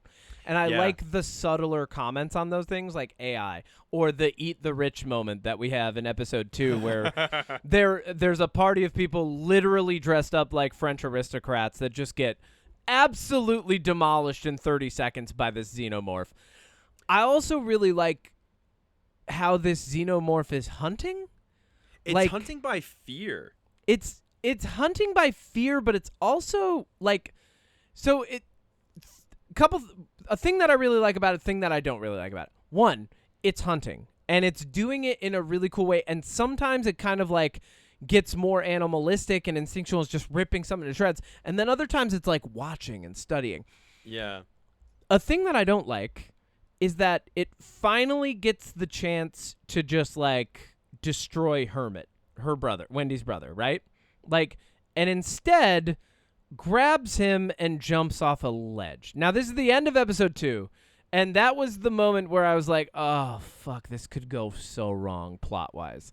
Because for me, if this becomes a thing where it's like, why is the alien interested in him, and he's special, and so's Wendy, and like, what I like to call this is, I call this reductionist plot development, where like, you're constantly reducing the world building down to the point of it just revolving around two people rather than the actions and consequences of the myriad of players in the story. You know what I mean? So here's my theory on it, and I'm curious what you think. We know that in some cases the xenomorphs can be smart, and I can't believe I'm going to reference Alien Resurrection again, but they just demolish one alien to get the acid blood to escape a prison, right? Yes. Like. So my theory with that was either the alien is taking some people alive to get Chestbursters to continue to grow. Like they realize, we need to repopulate because, or my other one is this alien, and maybe we'll find out in a flashback on the ship, maybe when it did hatch from a Chestburster, they tried to experiment on it and made it a little bit smarter. So maybe it's trying to use bait. Like, I hope it's one of these. I hope it's not just, like, what you're saying. Like, I really hope it's not, oh, well, I had a chance to kill this guy and I didn't. Because plot armor can only go so far for me. And, like, Hermit should have died already. Yeah. Here's a sigh-worthy plot piece for you. And I say sigh-worthy because there's the possibility that this alien not like was chest bursted out of or has something to do with the DNA of their parents. Oh, and now it's related to them in a weird way. You know what I mean? Like, because that's Alien 4 for you. You know, like the only reason I don't Sigourney think Weaver, Ripley, baby alien thing. True. Yeah. But Noah Hawley plays their dad, so I don't think he's gonna do that. That's funny that he's playing a character in a show for the well, he's no time? lines. Yeah.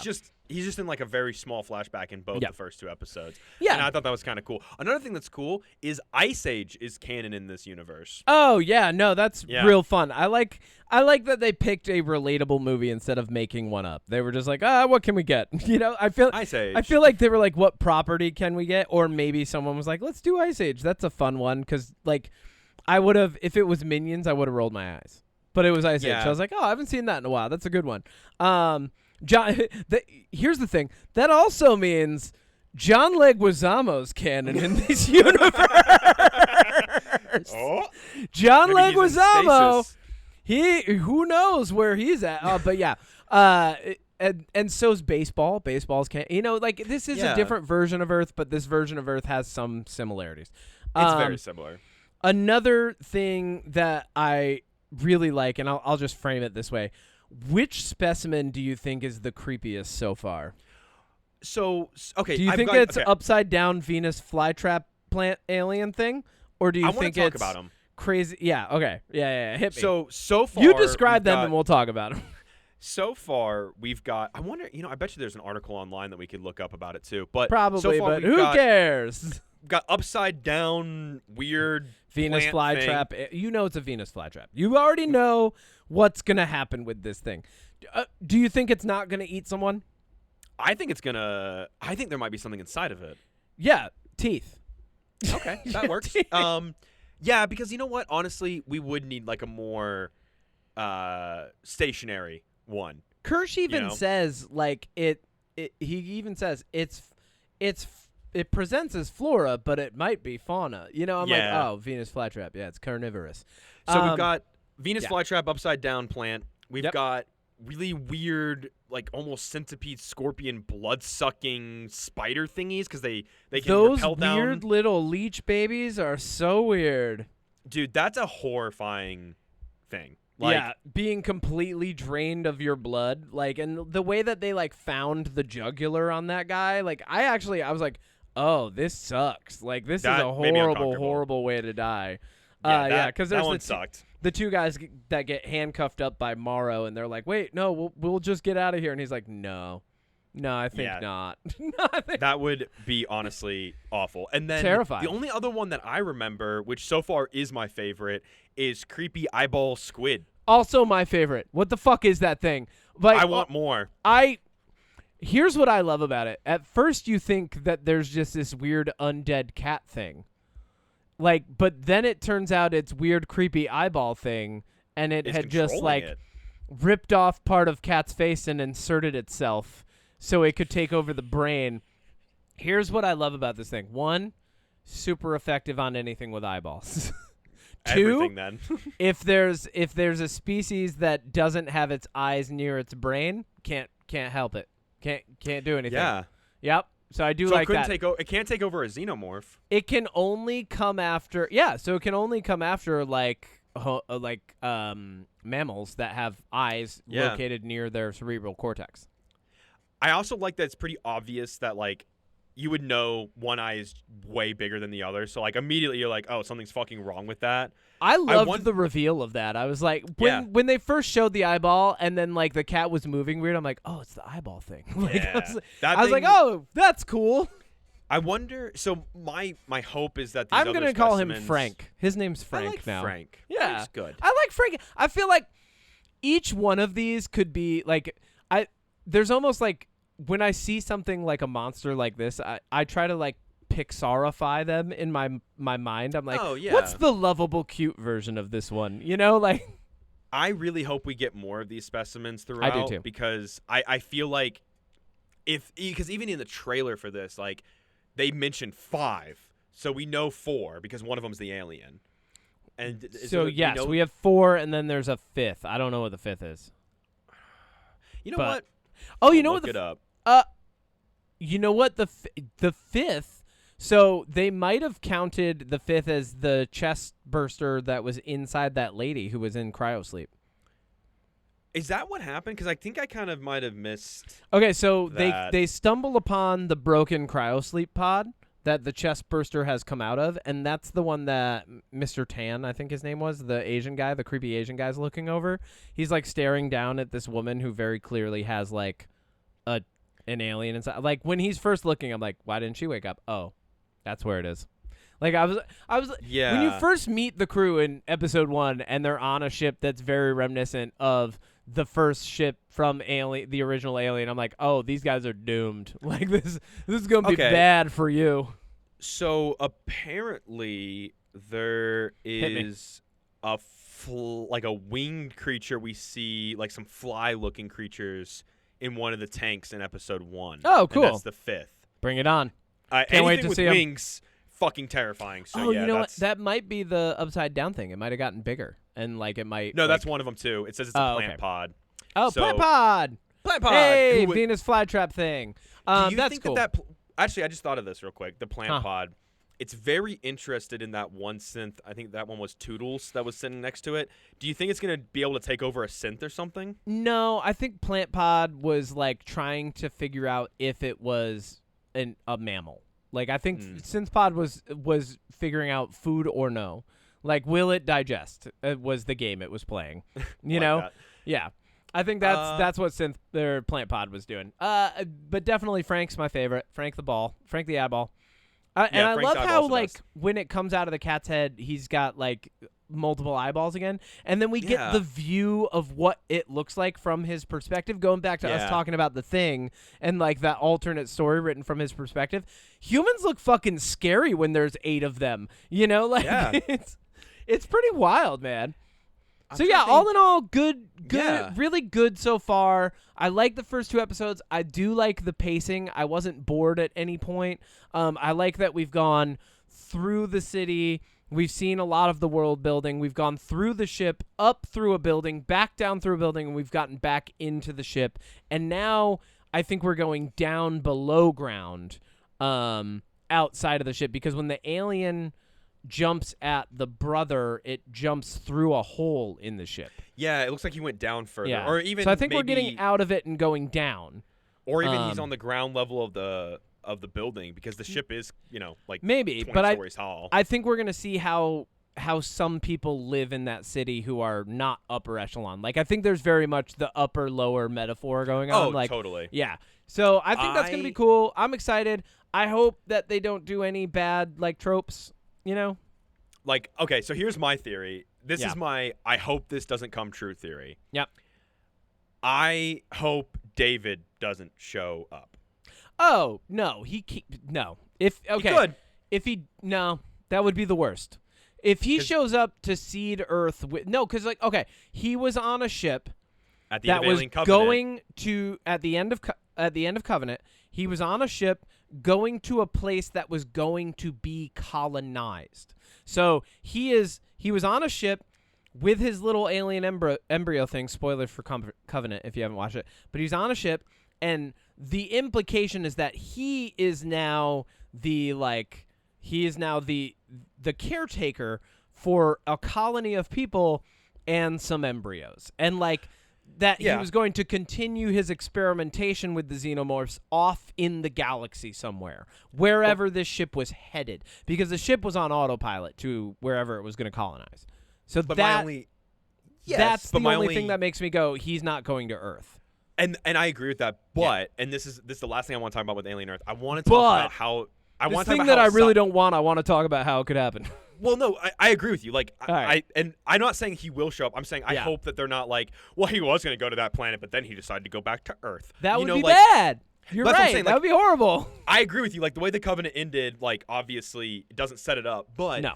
this movie, or this show, basically, because it's set 2 years before Alien. Yeah. And we know, if I can do a little history lesson, correct me where I'm wrong here, Prometheus has a planet where these people go, and that's where they discover the engineers, and they discover the alien eggs. It has a planet that was essentially a lab/station for specific engineers that were trying to figure out how to survive in the galaxy. Yes, and in seed other Prometheus, planets. There is a door that has the xenomorphs on it. We clearly see the xenomorphs. So then we know that in Alien, the planet that they get the eggs from is a sister planet to the planet in Prometheus. Yes. So we know that those two planets orbit the same solar system. Alien Covenant. Possibly. Might not be No, the that's same confirmed. solar system. They're oh, the okay. same. They're Same sister solar planets. system. Yeah, same Okay. like everything. right. So in Covenant, Mhm. we know that David went to the engineers' home planet, released the bioweapons, destroyed the engineers because the engineers created One of my human favorite life. scenes in the entire franchise. One of the best scenes in the entire franchise that's not in any of the movies. You can only watch it on YouTube. So that's good. Awesome. So good. So where I'm going with this is Covenant sets it up where it makes it seem like David created the aliens. But Yes. we also know that that's not necessarily true, because in this ship has the alien specimen eggs, and they got it from another planet. So my theory is that Noah Hawley very carefully sidestepped David creating the aliens and was like, well, he was working on it, but like they already existed. I can see. Okay, so we know that the pods, like the facehugger egg pod things, are like the beginning, the nascent stage of this entity. I think that those could have existed. So they existed on 2 planets already. I think it's fine if it even turns out that like if it even turns out that this ship just happened to reach that planet before Ripley's. Like that's fine too. Like and they didn't have because they do have like the girl who has the chestburster come out while she's in cryosleep. So it could be like, similar fate, but like just played out differently, and they made it back to Earth. Like that could be a whole thing. So like ultimately, I think it doesn't matter how it happens as long as it doesn't do. Going back to the term that kind of like have invented is reductionist plot building, right? So as long as it doesn't reduce the universe back down to like David, Ripley, and one other person, we're good. I'm fine as long as it doesn't reduce the world building that's already happened. Because like even if they were like, yeah, it's a third system, I'd be like, that's fine. And they'd be like, but that's it. There's only 3. You know, like. Well, I also think that like. I think that Noah Hawley is going to very carefully navigate this, and I guess the only thing that I hope is I don't like the idea that David created the aliens. So if they can find a way to make it work where he didn't, like even if it turned out, here's an interesting theory for you. How would you feel about this? What if the ship that David's on actually like ran out of power? Everybody, including David, died. They boarded the ship and grabbed the embryos. That could work. I'm fine with that. That's fine. I mean, that's not going to be it, but no, that's fine. I'm curious. I guess what I'm getting at with this is I'm really curious to see if and how they navigate it. And like I said, if they do it at all, the aliens, being out there before Alien, but after Prometheus and Covenant. Things that I would like to see are the degradation of Earth and or the surrounding solar system. The development of xenomorphs in this fashion, and who ends up winning out, synths, hybrids, or otherwise. Yeah, that's what I'm looking forward to see out of the Alien Earth series. And I don't think they've made any intention for doing like Alien Earth as like more than 1 or 2 seasons yet, but I hope it's also on that. Oh, cool. Well, I hope that it's not more than 2. Here's what I have from Noah Hawley himself. His hope with Alien Earth is that it could lead into and maybe even run parallel to the original Alien story. Okay, that'd be cool. And I think that's good. Like, the thing is you can't really connect it to Alien because that's Ripley on a ship out in space, and then she goes into cryosleep, and then we get further into the future. So I think doing it where it could even – and I wouldn't even mind if the Alien Earth show ended with some kind of, like, the transmission from the ship that Ripley's on and then being like, oh, interesting. I hope we don't leave, like – too small a proximity either. Like I hope this remains a contained story that builds out the world building of the actual universe as it's in play, but in a smaller way. Here's my final question for you, Kevin, when it comes to Alien Earth. Predator Badlands comes out November 7th, which is why I think they moved Running Man to the 14th, by the way, because it was going to compete with Badlands. Okay. We know 100% guaranteed that there is a synth played by Elle Fanning in Badlands. Yes. So at least one, possibly 2. At least one. So depending on what year Predator Badlands is set, would you like for the alien world to kind of, like, after Alien Earth, like, Predators show up? How would you feel about that? No. I think if we're going to get AVP, which is its own fucking troubled franchise, as we're all painfully aware of. Don't put it on Earth. Don't do it on Earth. Don't do it on Earth. Do it on the fucking moon. Do it on You know what Mars. I would... Oh, my God. Do it on... Okay. Yeah. Do it somewhere else.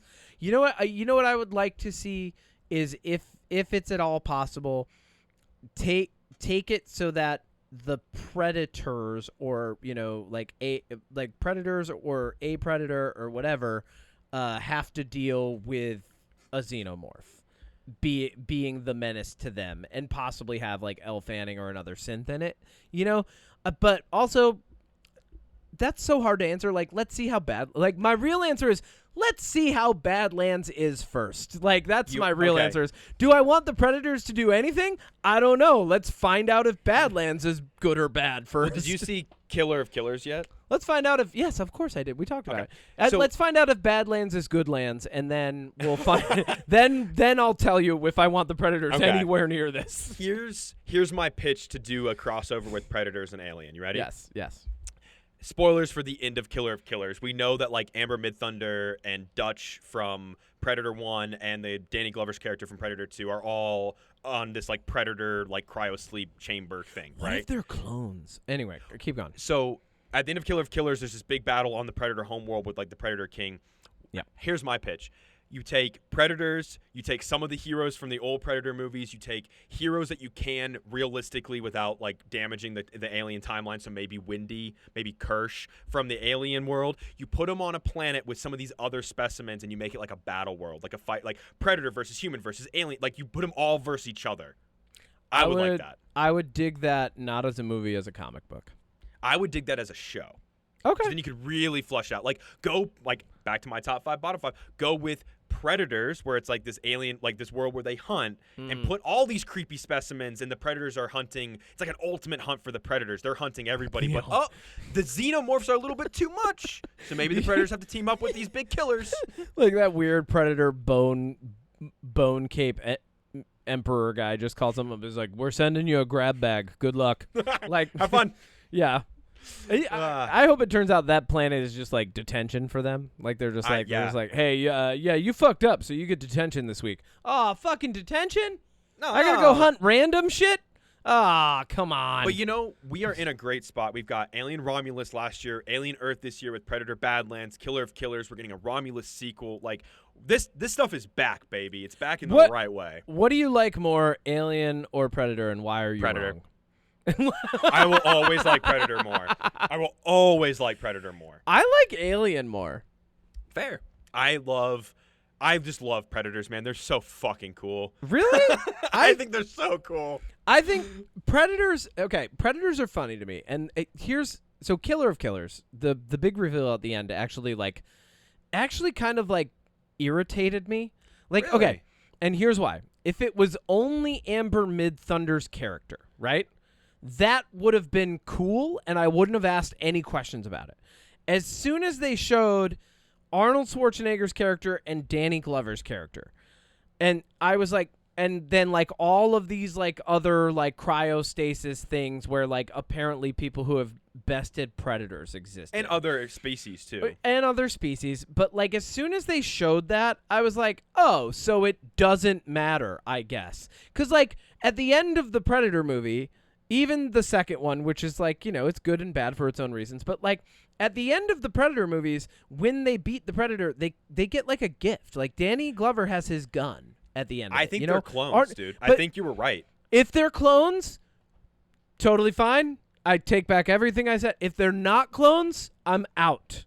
I'm not doing that. Like that's not like I don't. Yeah. Like because you can't also do that because Arnold's 70 in real life. Well, and what it does is it gets rid of like the whole idea of championing one of these things, of besting a predator and surviving and living to tell the tale. And like because then what do they just show up and fucking like they're like get in the fucking van, Earthling, you're going to Predator World and we're gonna make you fight against a giant beast thing and then one of our champions, and then if you get lucky enough you'll end up on a platform because you did some weird Rube Goldberg ramp thing and got up and you get to fight the Bone Emperor. Like that to me is like Killer of Killers, cool, isolated. That reveal at the end is like, I'm like, so everybody has to like fucking work up their way up to the Bone Emperor? Like, come on. You know what's weird about that? That's also ending? all I'm calling him, by the way.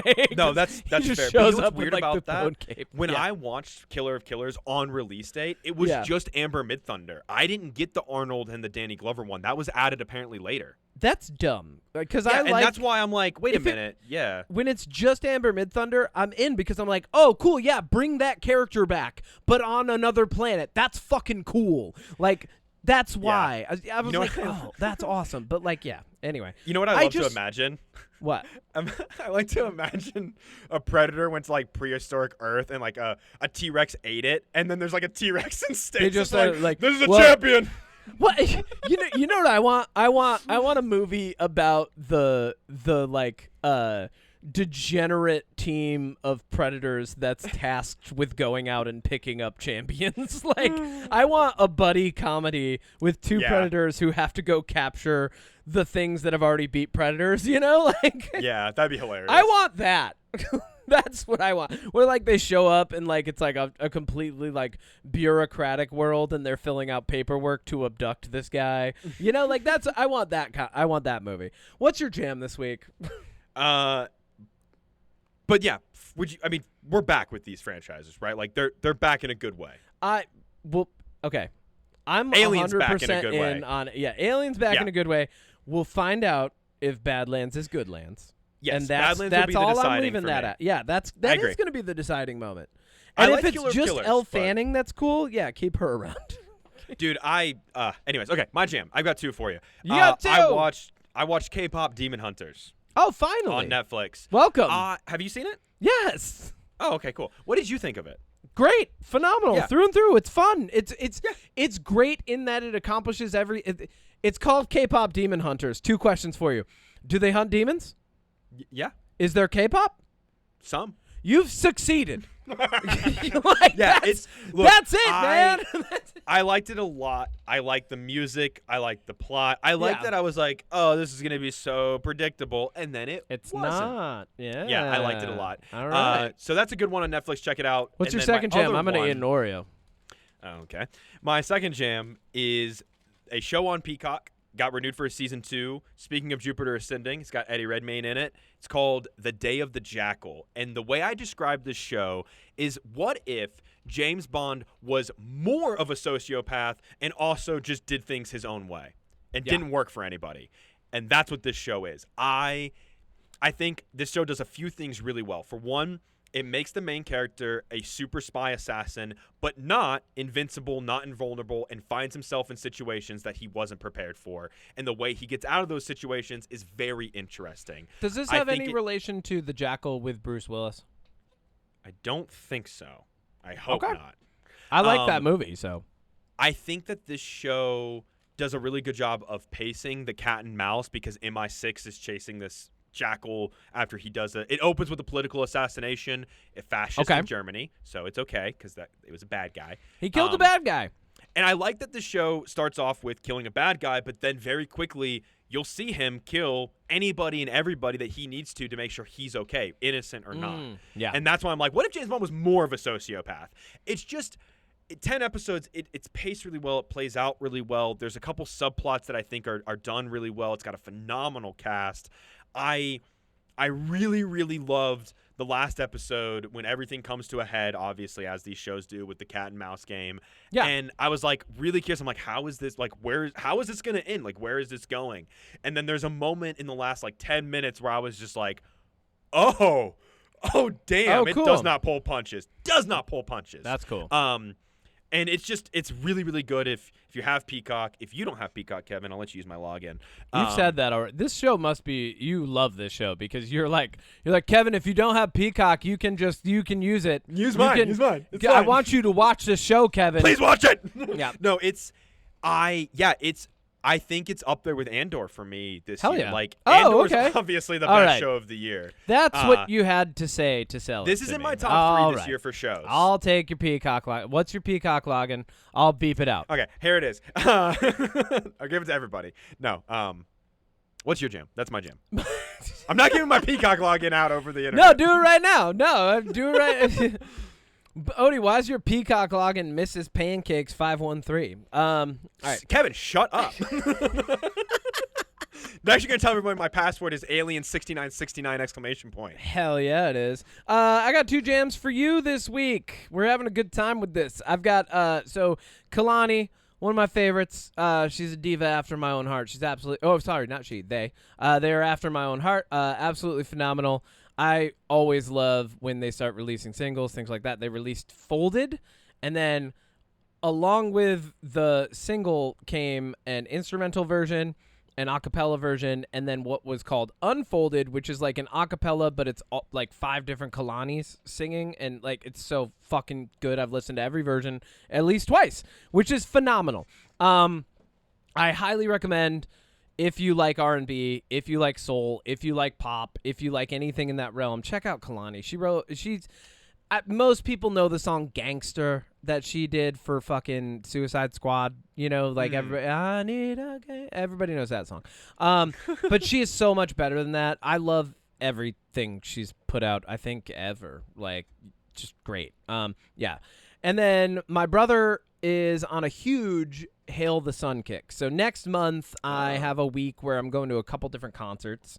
Hey, yep. I'm going to my brother's here. I'm going to Between the Bear to Me with my brother Colin on what's up, bud? Guest star. On September 21st. What did you think of Alien Earth, Colin? We're recording. Yeah, we're podcasting right now.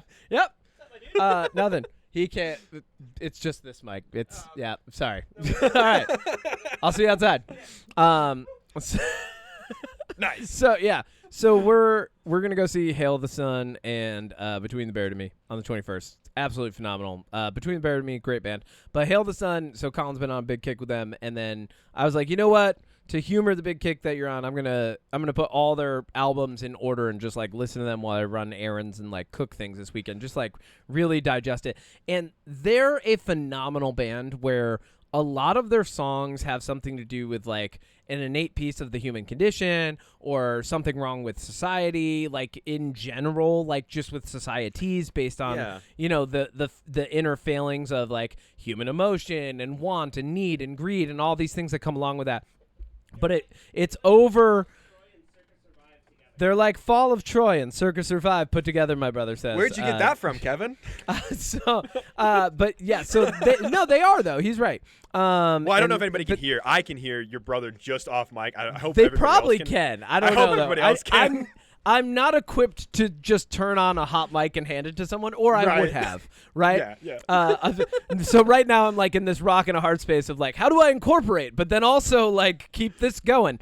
But no, so they're phenomenal. I'm like on their most recent album, and I've got to say, like lyrically, musically, they're phenomenal. If you like post-hardcore, if you like swancore, you know, like Dance Gavin Dance, Circus Survive, Stolas, other band, Wolf and Bear, other bands in that realm, even Idola. Like if you're an Idola fan, there might even be something for you there.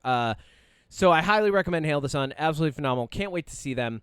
And those are my jams this week. Next week, we are talking about... I'm passing that to you because I forget what we're talking about next week. Primitive War. No. No. What are we talking about? No, I don't want to talk about Primitive War next week. We have an open weekend again. Oh, my God. It's a potpourri. I don't think we have anything... Like, I don't think there's anything big coming out. Let me just double check. No, there's not. It's Primitive War, which I'm going to see because I kind of have to. What's Primitive War? Vietnam soldiers fight dinosaurs. Okay. I'm going to ask Bryce Snyder if he can... I know he's going to listen to this. I'm going to ask Bryce Snyder if he can come on and talk about warfare for our episode on Primitive War. And then what I'll do is... Because Bryce and I have been talking about warfare for a long time. And he wanted me to see that movie. And he wanted to know your thoughts on it. And so... I actually might even set it up so that you Zoom and record with Bryce and do a separate comment. You know what? I'm gonna see if I can set that up. Primitive War for sure. Fine, whatever. Who cares? We'll do a Magnum You're gonna Opus see on it? Pop-Up. No, probably not. But we'll talk about it. I'm gonna let you talk about it. But I'll get back to you. Hey. Thank you for listening to another episode of the UnPop Podcast and navigating this absurd existence with us. If you have any questions, comments, concerns... Oh, wait, I forgot to mention. I was on a podcast this week. I should plug that. There's an episode of I Hate When That Happens. A couple really awesome stand-up comedians that I know, Patrick Smith and his partner, Kay Gutos. They had me on their podcast. It's mostly about performance, live performance, improv, comedy, just different things that performers are doing. For the most part, they've had stand-up comedians on, touring stand-up comedians, local stand-up comedians. They're branching out a little bit more. I was their first guest who wasn't just who wasn't like in like the immediate circle of stand-up comedians and like in that performance space. So I was very honored to be on that podcast. They're absolutely hilarious. Some episodes are just them, and it has a really cool like this is a third jam now at this point. They have like a really cool like ASMR feeling to their voices. I think they get a little bit high before they record because they're like, hey, what's going on? Welcome to another. And then they kind of lean into it and have a nice discussion. Patrick and Kay are both very smart and very experienced with like just life, profession, career, performing, producing shows, being on shows, like a lot, and they're living very full lives actively now. So like they're really cool people to listen to. I highly recommend checking out their podcast, not just for the episode I was on, but for many other episodes that they've done already that I've listened to. I know that after Alien Earth is done, we're going to bring either Patrick or Kay or both of them onto our podcast to talk about it and do kind of like a season breakdown. So big plug for them. But thank you, everybody, for listening to another episode of the UnPop Podcast. I'm talking too much now. Odie, it's fun to just sit here and just watch you just go until you spiral out or just crash. Watch me hamster on a treadmill this whole thing. Kind of fun sometimes. I don't know if the listeners feel that way, but sometimes I'm just like, let's see how far he can go before. The answer is forever. I know. That's why it's funny. The answer is I am a hamster on a treadmill. I am a bionic hamster on a treadmill. Thank you for listening to another episode of the UnPop Podcast. Thank you for weathering this absurd existence with us. If you have questions, comments, concerns, subpoenas, or would like us to podcast live at your funeral, please email mysecretpoweris@gmail.com. Oh, can we add bar mitzvahs into that? Funerals and bar mitzvahs? Okay. Sorry. I'm doing this one more time. Thank you once again for listening to another episode of the UnPop Podcast and enduring this potpourri of madness. Don't forget, if you want us to podcast live at your funeral or live at your bar mitzvah, you can email in at mysecretpoweris@gmail.com. Music by FrankAce. No! Music by moi. Art by FrankAce. Music by me! Don't forget to check out our sister brother channel, Magnum Nopus, run by moi, me. Thank you. I can't believe people listen to this. Goodbye! Bye.